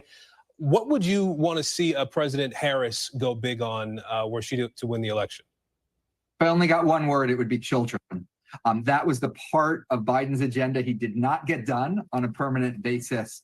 There's so much more we could do to expand opportunities for children, invest in children, reduce children's poverty. We know how to do all of that. I would love to see her do it, and it would help the economy over the longer term as well. All right, Jason Furman, we appreciate your time and your perspective today. Thank you. Thank you. Now, the decision to lower rates will certainly get some play on the campaign trail as both candidates are looking to sell their economic visions now. Moments ago in Raleigh, North Carolina, the Republican vice presidential nominee, J.D. Vance, weighing in on this, using today's Fed decision to renew a Trump campaign argument, blaming Biden and Harris's policies for the recent rise in prices. It's better than nothing. But again, the reason why we have sky-high inflation, the reason why we have high interest rates is because Kamala Harris cast the deciding vote on the Inflation Explosion Act, and then she tried to do everything she could to shut down American energy. So Americans are suffering from this stuff, and the fact that the Fed is going to give them a little relief in the midst of an election, by the way, is nothing compared to the disaster that Kamala Harris's policies have caused in this country. And moments ago, Harris called the Fed decision, quote, welcome news for Americans who have borne the brunt of high prices. Joining me now is NBC News chief political analyst Chuck Todd to sort of pick apart this and some other things of the day. So, Chuck, first I'll ask you, the Fed decision that came down today, what's your read on that and how the campaigns might see it? Look, I was the half point rather than the quarter point, I think, is certainly something that should settle the markets, should please the markets. What was interesting was sort of the coverage of this debate between quarter and half, and the perception was, well, if Powell doesn't want to be accused of somehow putting a finger on the scale with the election. Look, first election I covered, one of the presidential candidates blamed the Fed chair for lowering interest rates and somehow helping the opponent. I mean, this isn't a new criticism.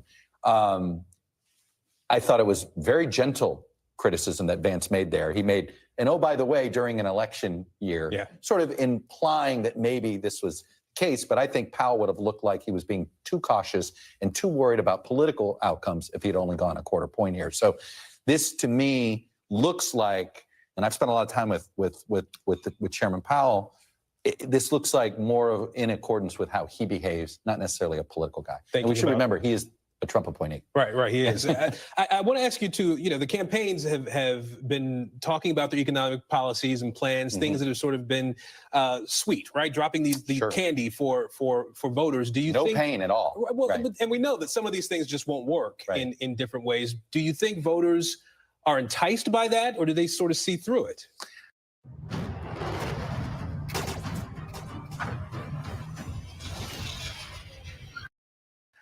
Boy, I assume voters see through this now, since we've been through so many promises and seeing what can't get done and things like that.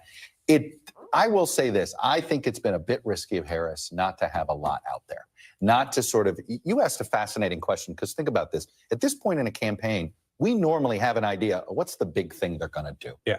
Right? We knew that with Biden, that it was going to be COVID related, but it was going to be a big thing involving, you knew with, as you pointed out, Trump with tax cuts. We knew with Obama, he made that healthcare pledge during his primary campaign.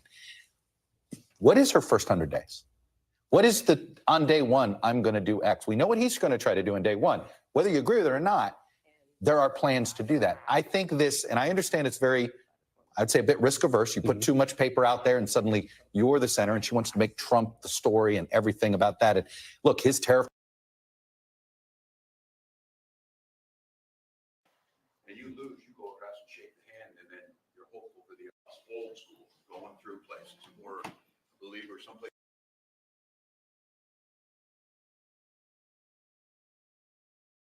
Are the most liberal senator in the U.S. Senate, more so even further left than Bernie Sanders and Pocahontas. Pocahontas. She's more so. Elizabeth Warren, she's more left than Bernie Sanders or Elizabeth Warren. Let me also deliver a message straight to Kamala Harris, the radical left Democrat politicians, and the fake news media. Look how many are there.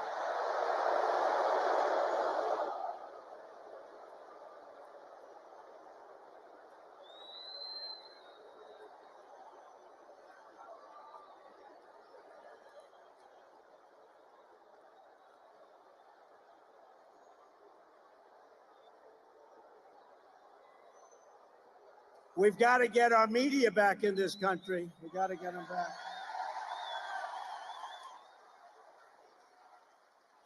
But the message is it's time to stop the lies, stop the hoaxes, stop the smears, stop the lawfare or the fake lawsuits against me, and stop claiming your opponents will turn America into a dictatorship. Give me a break.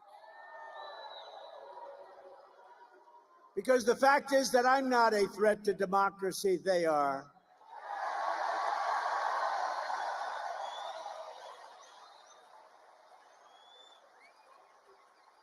They're doing things in politics that have never been done before in the history of our country. And worst of all, with their open borders and bad elections, they have made us into a third world nation, something which nobody thought was even possible. Americans deserve a campaign based on the issues. We try and keep it on the issues. And God has now spared my life. It must have been God. Thank you.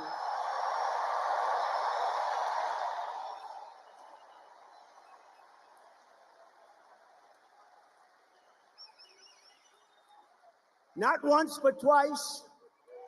And there are those that say he did it because Trump is going to turn this state around. He's going to turn this country around. He's going to make America great again.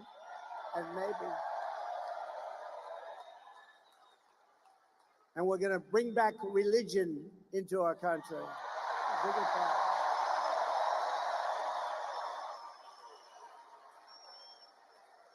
These encounters with death have not broken my will. They have really given me a much bigger and stronger mission.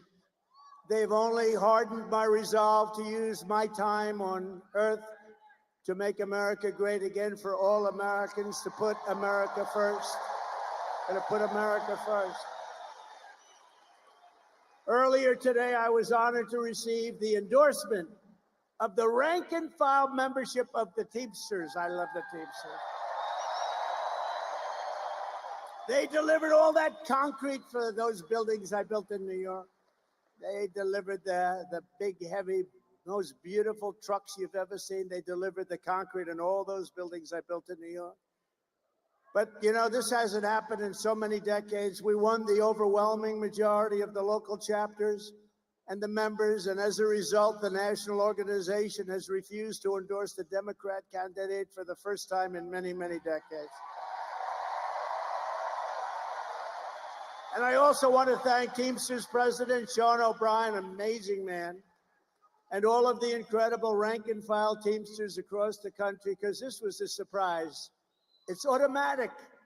They endorse the Democrats, automatic for many, many decades. But you know what? They said, they looked at her, they said, we're not going there. I'm sorry. These are tough people. And together we will secure our borders. We will protect our workers. We will defend our jobs. We will rebuild our country with American skill and American pride and American labor.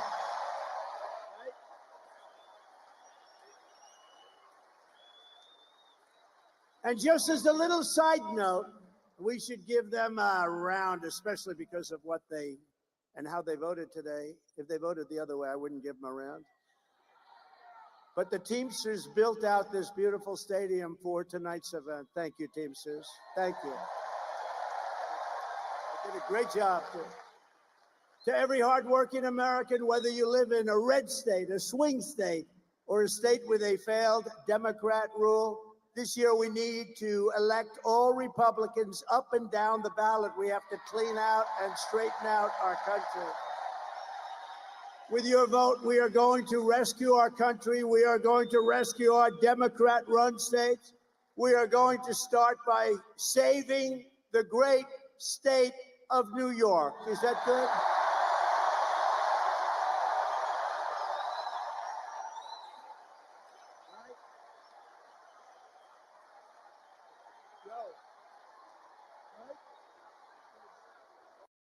Think of it, in less than 4 years, $28,000. And we filthy encampments. We have horrible, disgusting, dangerous, filthy encampments of junkies and homeless people living in places that our children used to play Little League baseball, which they don't get to play very much anymore, do they? Over the past 3 years in New York City, there has been a 29% increase in robbery, a 36% increase in felony assault, a 42% increase in grand larceny, a 75% increase in carjackings. Did you buy a nice car lately?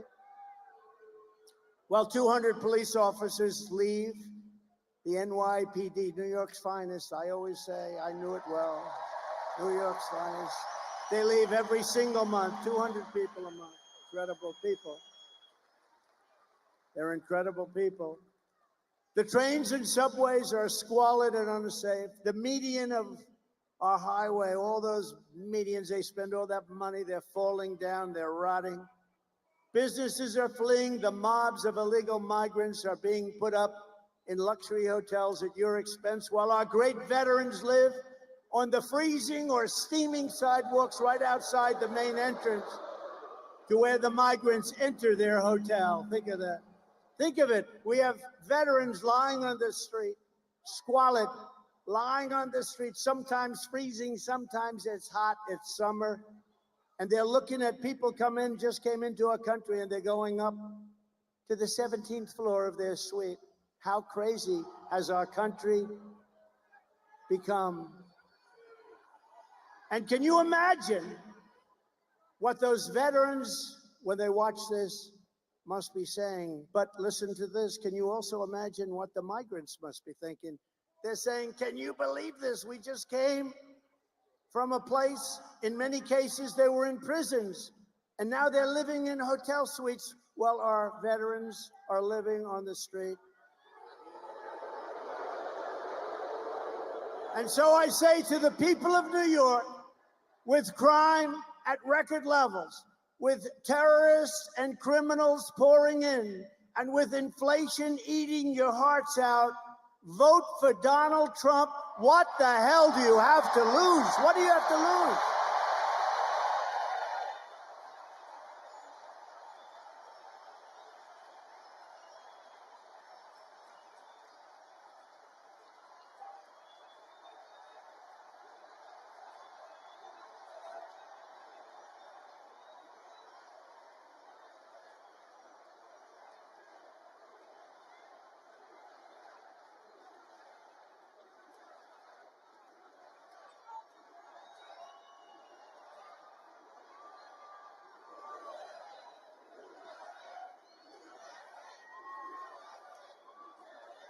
Terrible, it's demeaning, it's horrible.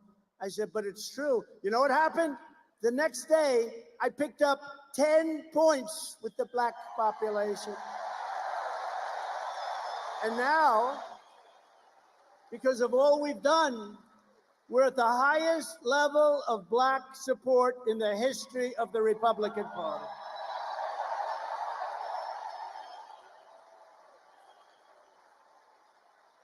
And by the way, the Hispanic support, do we have any Hispanics?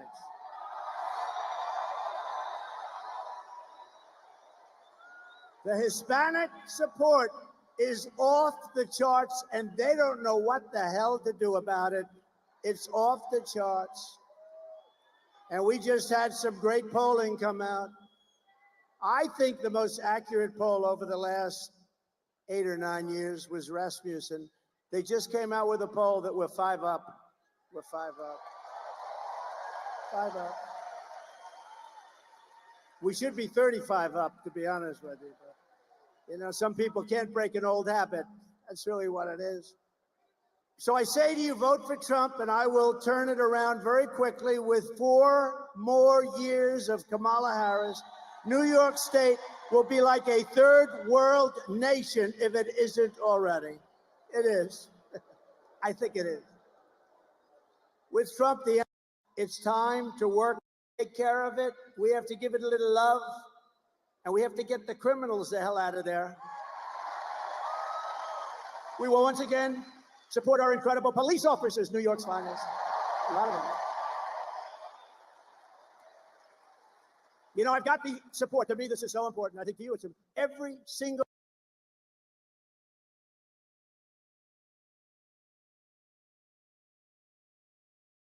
For the 19th, and we are at Howard University in Washington, D.C., continuing our conversation with the Vice President of the United States, Kamala Harris, and actress DeWanda Wise. We're discussing reproductive rights and the upcoming midterm election. So, Madam Vice President, we started our show really talking about the shock that many people felt when Roe was overturned. And certainly many people that I've talked to during this election, yeah. She was 27 and she did it without the internet. Well, that too. There was no internet. You know what I mean? Yeah. So really, you know, the first step is staying inspirited, you know, and the timing of this was really intentional, in my opinion, because it was, you know, over the summer. By the time we reached this point where I need you all to get out and vote, they have a sister or a niece or an auntie or a mother, or you get my point. The people in your life are potentially directly impacted by it. So that is another point. And I think one of the most profound points is this. When people start coming at someone and to take away their rights, we're all vulnerable. It'll just be a minute before they come for some of your rights. So let's not let this train leave the station. Or let's slow it down right now before you be quiet. And in that way, there is a real potential in this moment for the issues that we have discussed to not only affect the American police group in the nation is supporting me. The other day, the Fraternal Order, it's the largest. They gave us 400,000 police, and they gave us a unanimous endorsement. We have it from everybody. Have it from everybody. We will work with the mayors and the governor to rebuild your defunded and depleted police forces, including New York's finest and NYPD. Look, I know so much about, I love New York's finest. I used to be in Brooklyn. I had an office with my father in Brooklyn. And we used to go in Brooklyn to the White Castle. Paradox, can you pause it real quick? Just quick question. Why do you think that he went to New York to campaign?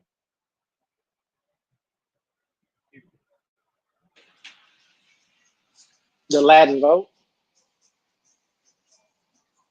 He was in Say that Brooklyn. again. The Latino vote. He was in the Bronx or whatever a few weeks ago. You think he thinks it's a reality that he can get New York? You think people are telling him that in his campaign? You mean as far as getting the state? No. So it's a super majority deep blue state. Okay. No, but it's just gonna get the numbers up though. And my father would say, no, that's the best place. Only 12 cents a hamburger. Remember 12 cents? Bruce, we had Bruce. How good is Bruce? Bruce Blakeman, one of the greats. He won in an upset. You know, this is a Republican. He ran a couple of times. You couldn't beat this hoax of Democrats. He ended up winning. He's done such a good job. He's now unbeatable. They don't even run anybody against him. Great. Great. Really great. We got a lot of them. Joe Cairo's here. Joe, we gonna win, Joe? What do you think? Joe Cairo. Don't mess with Joe, right, Joe? We love you, man. Your family's great too. But I will stop the Kamala crime wave, and we will do everything we can. We're going to get these violent criminals behind bars. We're going to get them out of our country. We're going to take them back to the country from which they came. A few months ago, I visited with the grieving family of a New York City police officer, Jonathan Diller. You know Jonathan Diller? I was hoping his family could be with us. He was just 31 years old, gunned down during a traffic stop by a vicious thug, leaving behind his incredible wife, Stephanie, and family, their one-year-old son. What a son. And it's, are you here? Are they here? They could be here. Is Stephanie here? Because, you know, it was a bond, and she was so great, and I think she's here. It's hard when you have 19,000 people.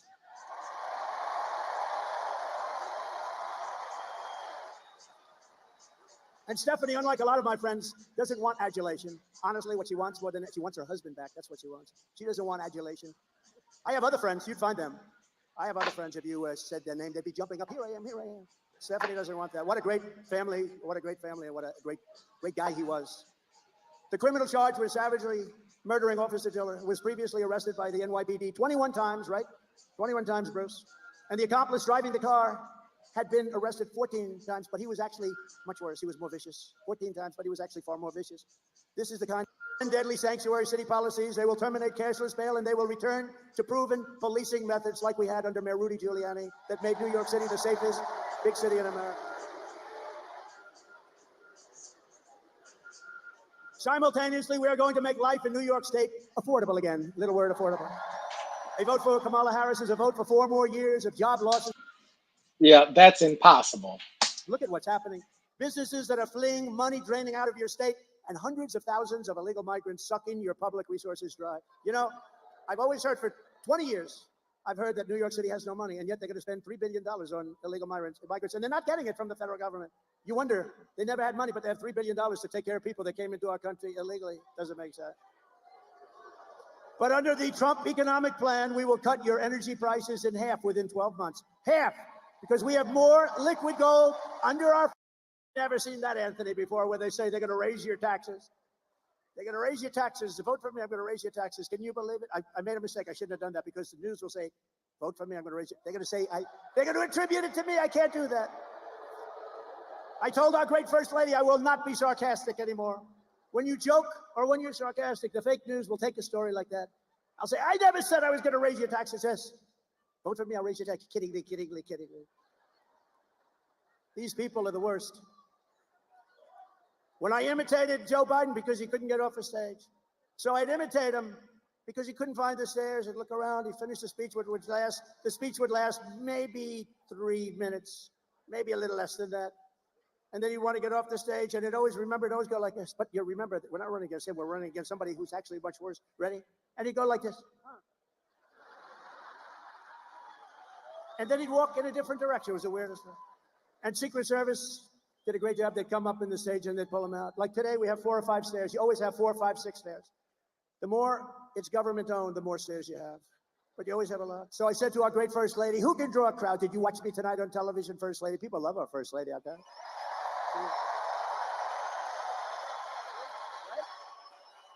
Go out and get a book. She just wrote a book. I hope she said good things about it. I don't know. I didn't. So busy. She just wrote a book called Melania. Go out and buy it. It's great. And if she says bad things about me, I'll call you all up and I'll say, don't buy it. Get rid of it. No, but she said to me, I said, David, did you see the crowd? We had 18,000 people. We could have filled it up 3 or 4 times. Bruce Blakeman said to me, he said to me, if we went to a stadium or a park, we would have had 100,000 people or more. So I'd call up my wife and I'd say, baby, who could draw crowds? Nobody can draw crowds like me. Nobody, not even close. I'm the greatest of all time, maybe greater even than Elvis, because Elvis had a guitar. I don't have a guitar. Elvis had a guitar. I don't have the privilege of a guitar. But I'd say, baby, who could do it? We wouldn't want to be like a... Nobody thinks that it will benefit America to become more like Haiti. Nobody thinks that.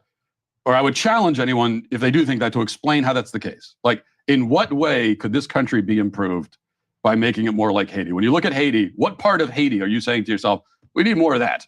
Beaches. Well, we have more beaches than them too, right? Don't we? Right. We're a much bigger country. We don't want a marine invasion and occupation of the United States that constantly decapitates governments and takes the money out of the country and saddles us with we don't want the Clintons debt either. from a revolution. Yeah. Right. Although I don't. So you're saying that we wouldn't want to be like basically a colony that the entire West spends 200 years punishing after the Haitian Revolution. I get that, but I understand that, but also at a certain we point, wouldn't want that. No, yes, we wouldn't want that. But I would also say that that's not entirely why Haiti's in the position that it's in. I mean, at a certain point, as a country, you have to stand on your own 2 feet and take care of yourself. And but at what point is that? They Right there, DC. I hope you still on the line. I hope you still on right there. That's right there. That's what I'm talking about. I'm here. Did you hear what he said, right? Or do I need to play it again for you? Play one more time. I think I want to get the full context of what you're trying to go with. nobody thinks that it will benefit America to become more like Haiti. Nobody thinks that. Or I would challenge anyone, if they do think that, to explain how that's the case. Like, in what way could this country be improved by making it more like Haiti? When you look at Haiti, what part of Haiti are you saying to yourself, we need more of that? Beaches. Well, we have more beaches than them too, right? Don't we? Right. We're a much bigger country. We don't want a marine invasion and occupation of the United States that constantly decapitates governments and takes the money out of the country and saddles us with we don't want the Clintons debt either. from a revolution. Yeah.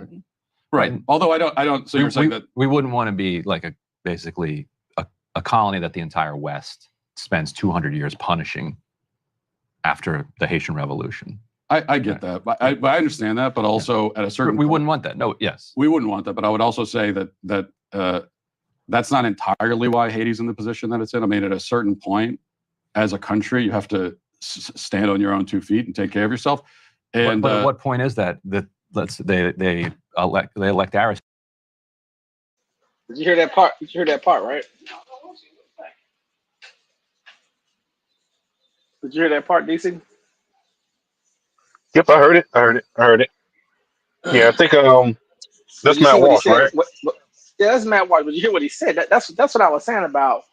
It's strange how I don't hear Republicans talking that way about Americans. What happened to that?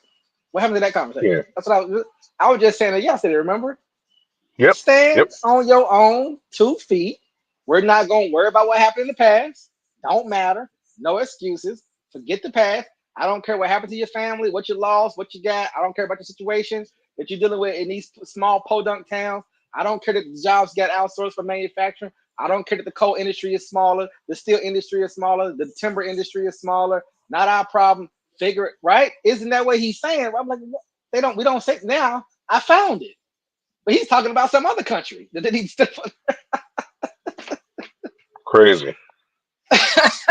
That is insane.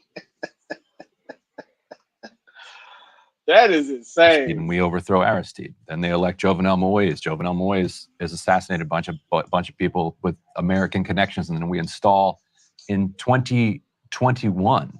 Like, the United States installed the prime minister that we just ousted. Like, so we could say, okay, yeah, you got to get over the 200 years ago, but like, we're still doing it.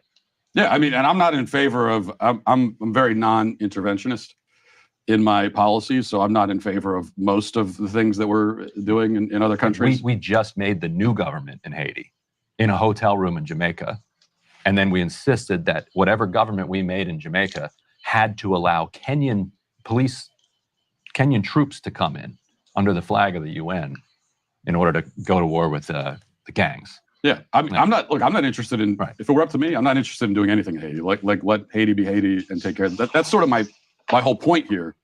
Let them take care of themselves and their own problems. I'm also not saying that there's like never a scenario where we would let someone from Haiti into the country. But what? And you're not saying anything. You're an idiot. Yeah, well, I don't know why he wants to die on on that hill. Like America is an immigrant country, and I'm pretty sure I'm Oh, pretty sure that he has. he's chasing clicks and views. Yeah, I know, but I mean, it's just I don't know. It just it's the energy. The thing is that with the advent of social media and the economics that's tied to it, it makes so much sense to exploit things that are just ingrained in a society and get paid. Trump does it, and Matt Walsh has made a career when he first did What Is a Woman that exploded and went crazy, and even Daily Wire that are doing more old school type movies that they're cranking out, TV shows and other things they're trying to invest in. So it makes perfect sense, right? It's just to look for all of those things that you know will generate a lot of clicks, a lot of views. You can make a movie about it, right? You can do so much, you can get so much out of it. That's what his plan is for me watching him over the years. And Daily Wire just as a company in itself.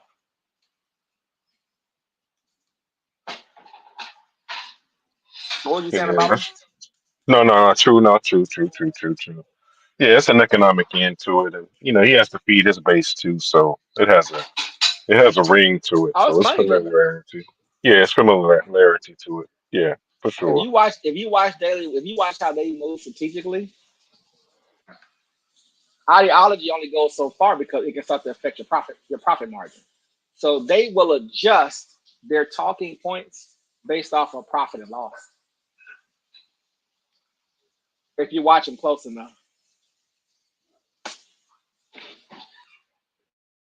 I'm gonna finish up this Trump thing and get off this line in the next 5 to 10 minutes. You got anything else you wanted to say? We'll play a little bit more of this Trump.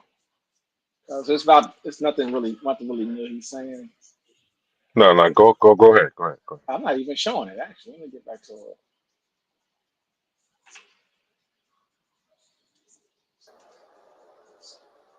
But you know what? We're going to have the greatest win in history when we pull this one off. It'll be legendary. But in 2020, my people would say, sir, it doesn't help you to speak about the border. Nobody cares. I said, I want to speak about the border. I did a great job. Sir, nobody cares. It's true. I talk about the border. Nobody cares. But now they care because now the border is 25 times worse than it was in 2016. Now the border is not even believable what's happening. And I want to be known as your border president. I'm going to be known as your border president.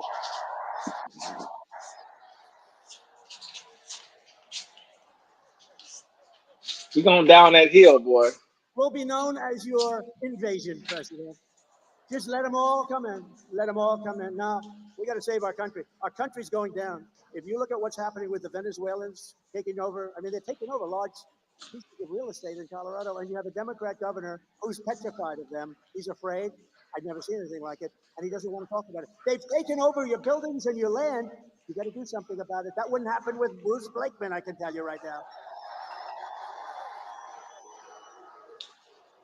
Bruce, would you let people come in from a foreign country like Venezuela, where, by the way, their crime rate is down 72% in Colorado, and we're going to take care of every single state in the union. They're all under siege. A lot of people don't talk about. But think of this. So the mayor of Springfield, and I think he's a very nice person, but instead of saying we're getting them all out, we're getting them out, he says very simply, we're hiring teachers to teach them English. Would you believe it? We are hiring interpreters, so when they go to school and take the place of our children. DC, how many people you think in this audience, parents and grandparents, don't speak English? Man, this is in New York City, right? Brooklyn? Yeah. Come on, man. That's what I'm saying. Like he's in Long Island. I'm gonna let it go. I'm gonna let it go. I'm just, yeah. I mean, isn't it rich though? But him included. It's not his wife. It's not this. It's just him included. Him included, dog. You are an immigrant.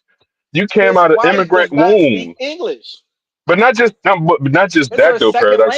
It's literally her second language. What I'm saying is he's a child. He's a child of an immigrant. Like, it's just I don't know, man. Yeah, I don't know, man. It's just politics. This is just you gotta do what you gotta do, man. Yeah. I mean, he has. Yeah, it's the race to 270 at the end of the day. It's a race to 270. I just think it's funny that people can how quickly human beings can suspend realities because they like somebody. It just says That's a what lot it about is. it says a lot about human psychology and about hordes of people. That's what it is. Yeah. Because And it's, because number one, half that audience don't speak English, at least it's their first language.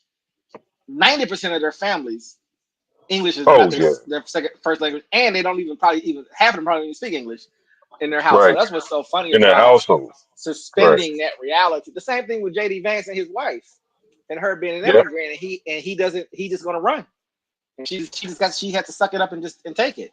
You Vivek just take it. and Vivek and her Crazy. wife tried to do it. Yeah. Remember, she's an accomplished woman and well spoken. They won't put her on the campaign trail. Mm-mm. She I know. doesn't. She doesn't get to go on the campaign trail. That's crazy, by the way.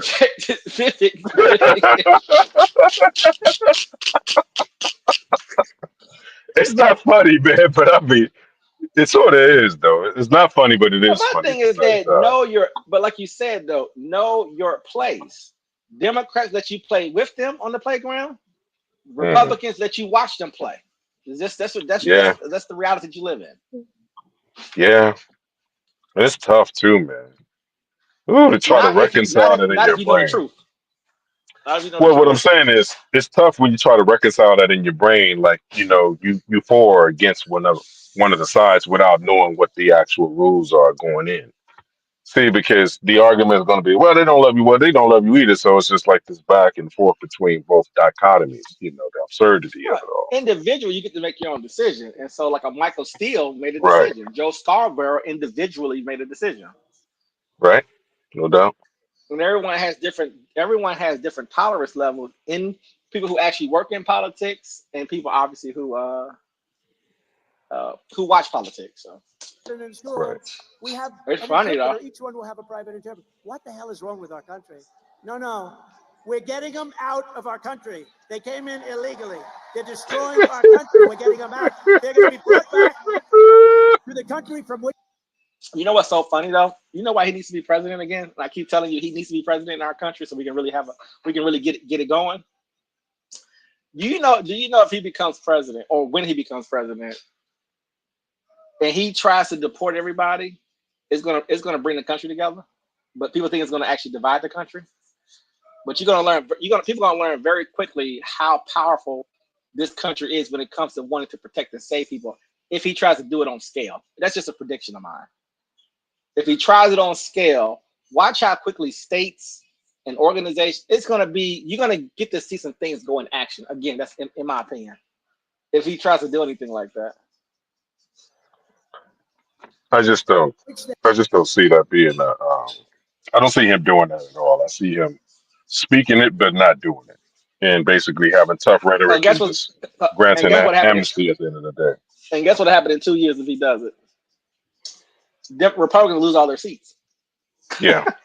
It'd be a super majority in the damn Congress. It'd be crazy. Country. Yeah. You'll be peeling off seats.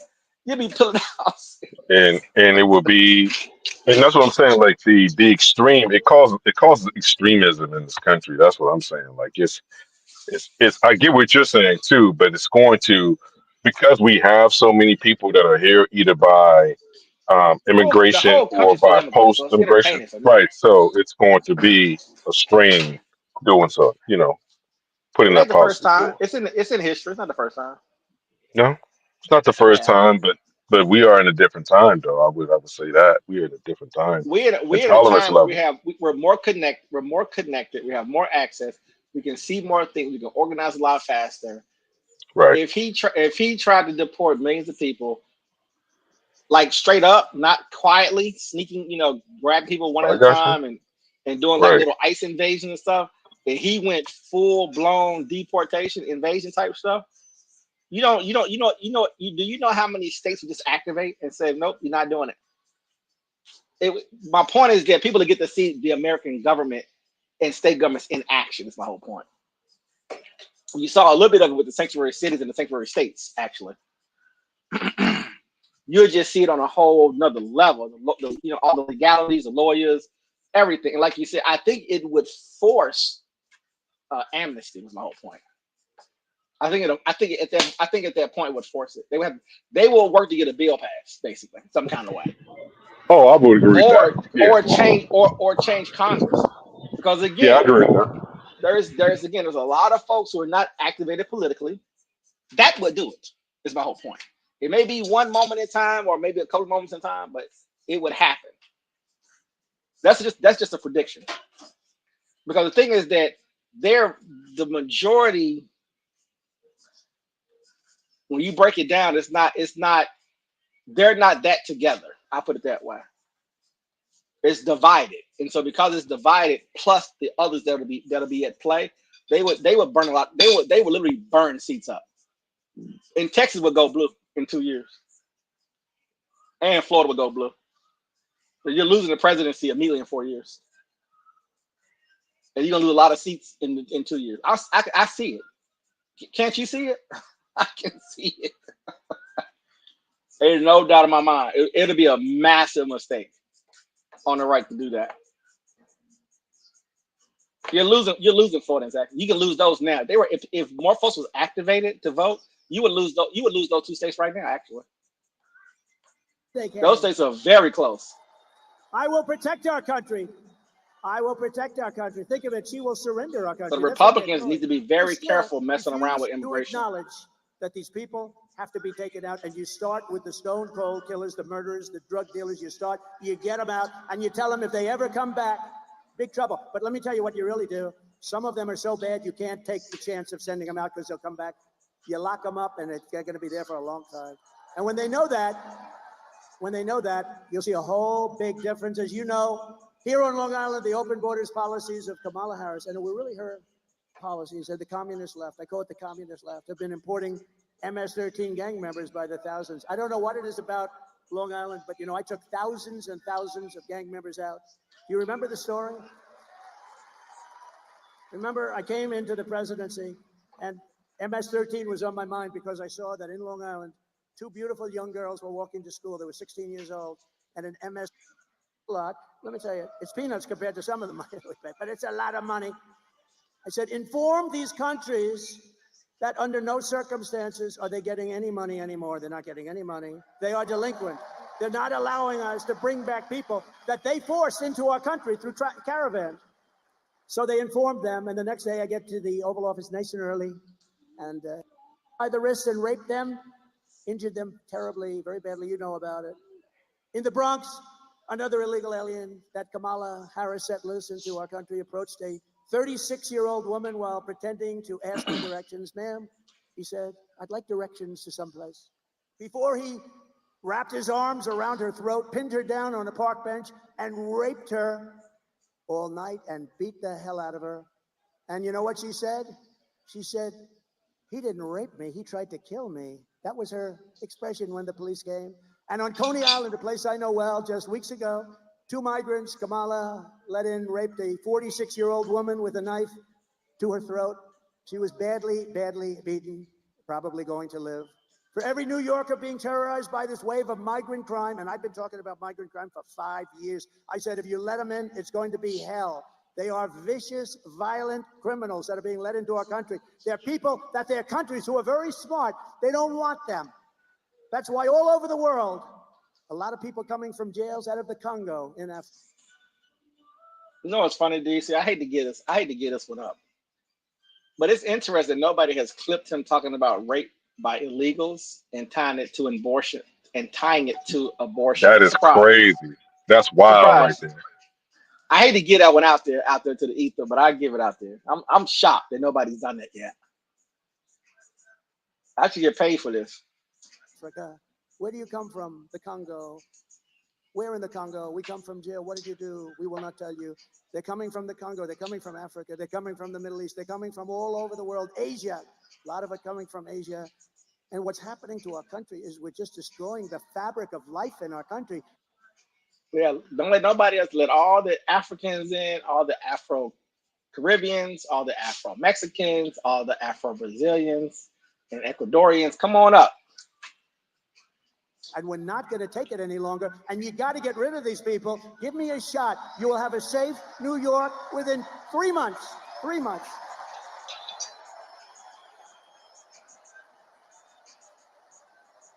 Bro, you know they after Eric Adams, though, right? I told somebody that too. You know that?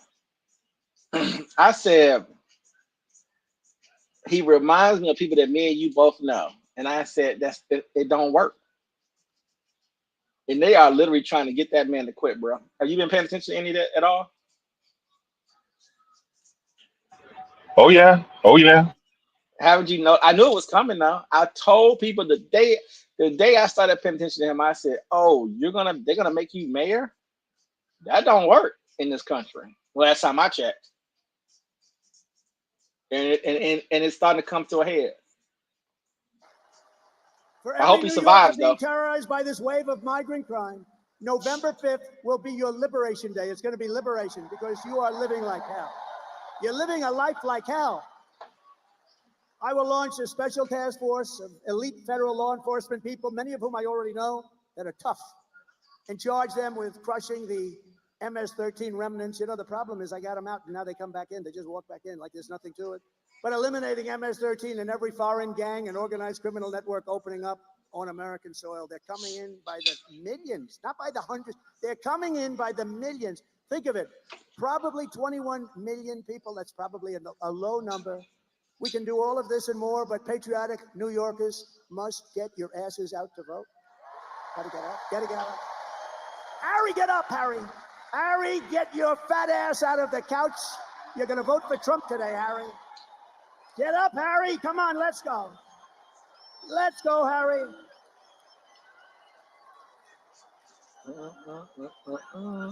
We gotta vote. Gotta vote. And I believe we have to vote. You know, it's an interesting thing. Evangelical Christians, they tend not to vote very much. If they did, you'd never lose. Gun owners, I have the total endorsement of the NRA, have had it from the beginning. Gun owners don't vote, meaning they don't vote 2A every day. Very small numbers vote. It's probably rebellion or who knows what it is. The gun owners have to get out and vote. Evangelicals, Christians have to get out and vote. People have to get out. There are some groups that don't vote like they should, and we're going to win. We're pleased to be joined tonight by members of Congress that are really terrific, that are warriors, really warriors. And one of them in particular, I love what she did to that woman at Harvard. Oh, that was not pretty. Elise Stefanik. Where is Elise? Where is she? Big Nick, there's that tree.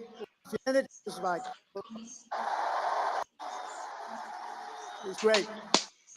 DC, I promise you, if he loses this election, he is not going to stop doing these rallies. I promise you that. And he's a big part of our campaign, and I want to bring him to Washington with us. He's a great lawyer. Get ready. Ambassador to Israel, David Friedman, who's fantastic. A mayor who was a fantastic mayor. Very shy kind of a guy. He took crime. It was terrible. It was at a level that was as bad as today. Who happens to be a great golfer. A lot of people say, oh, how's it? It's not quite like being in the third row, first row. And I think this is a big deal because in your honor, I am announcing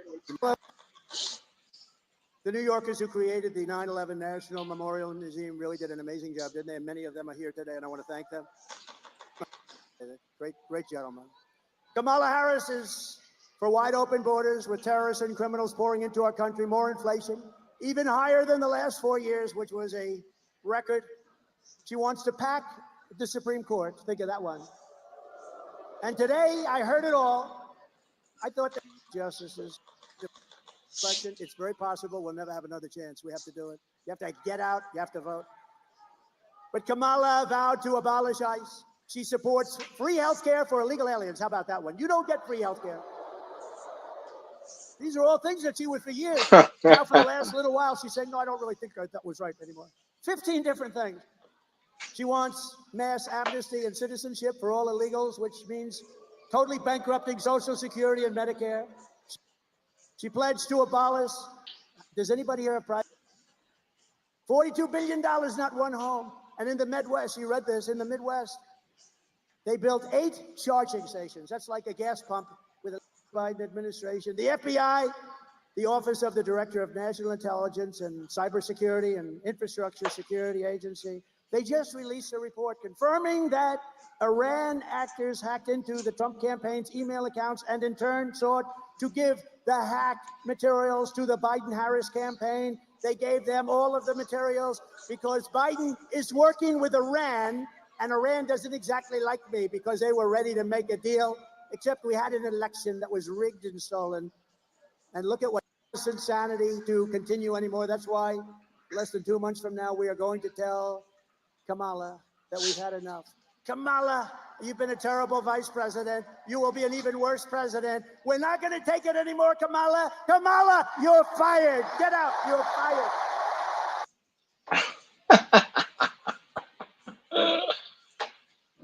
All right. I think we got enough of that, huh? We got enough. You got any closing thoughts, DC?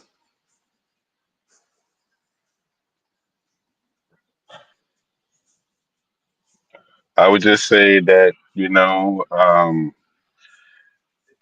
just make it. I'm trying not to laugh, but um, It's idiocracy all day, bro. I mean, All day. the audacity of this man, it's just unbelievable. You gotta. I mean, he is funny to me. I mean, I am entertained by him. I can't even. I'm not going to even hold you. I'm very entertained by the way he keeps the way he talks, man. Kamala, come on, and I know he knows he's saying her he's doing that on purpose, by the way. Fox It's News just does it too. no, They all do it. and it's just like he just goes ham. He got possessed by what I call the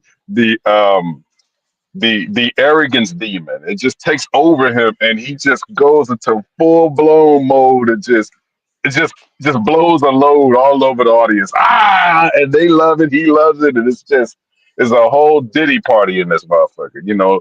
Pause, no homo. But I would just say that I think that just pay attention, look at both sides, and make the best decision as possible. Yeah, that's the only thing I can say, man. But if you don't see the hilarity of this, then I don't know what to tell you.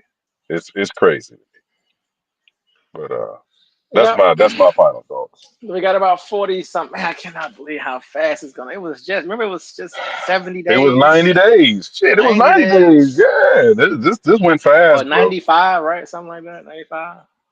But really, it was 100 to begin with, and then it got down to 90 real quick, and then we was at 80. Shit, now we skipped from 80 to 40 like in a heartbeat. I don't even remember 70 and 60. 60 or 50. We went from 80 to 40 quick, man. But yeah.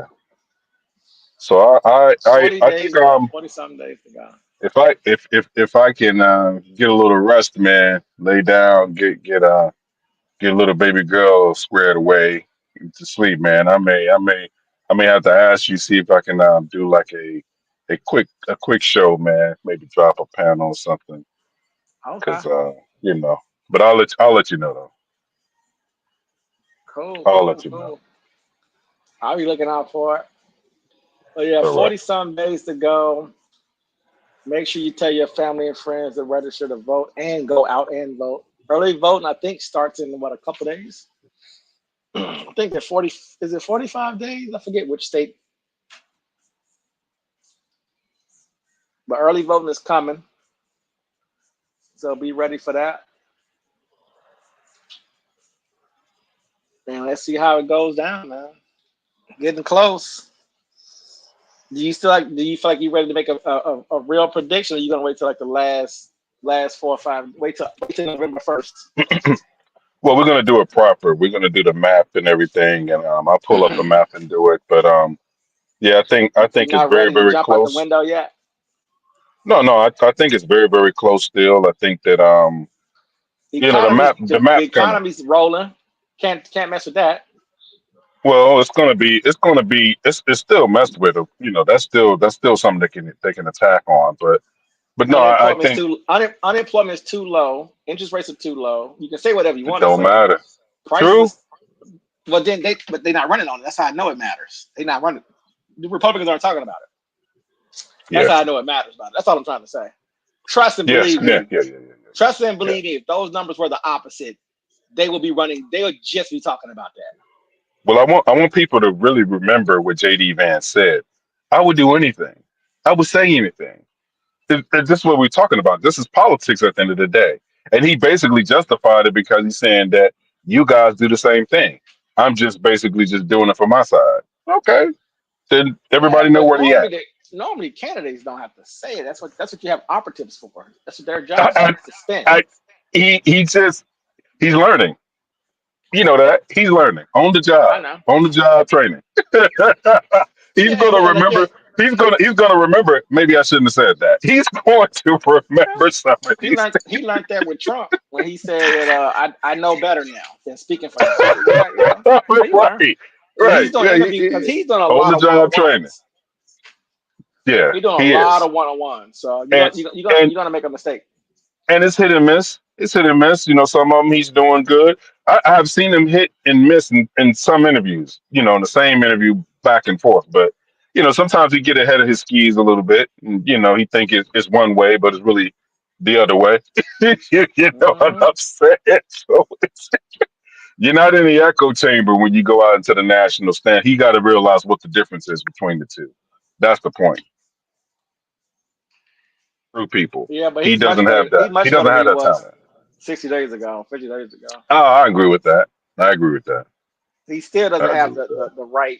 He's still not, to me, he's still not at the level that I need him to be at. But it's definitely Right. there's definitely some improvement there. Right. Right. But anyway, that's all I got. It's starting to get close, getting closer and closer. And you know what? Some numbers came out. And again, I hate because they're pushing so many numbers out. She's up, Right. he's up. I probably trust that her numbers are probably more accurate because his number pretty much stays where it's at. So when they're announcing that they're up, I'm like, up with who and where and how. Yeah. But Yeah. as far as her numbers, because people are obviously getting to know her more and more, you're gonna obviously see more activity on the left, of course. So her numbers are probably a lot closer to reality. I would argue. Okay. Yeah. So I would anyway. agree with that. I would Yeah. agree with So that. we'll see. The numbers looking good. Anything else happens, we would definitely do some shows in there. It's probably something going on in the next few days. I'm guessing next couple of days. For sure. So For sure. we'll put up a stream on that. But anyway, this is the Code Breaker. This is Paradox. And this is DC. Until next time. Peace. All right.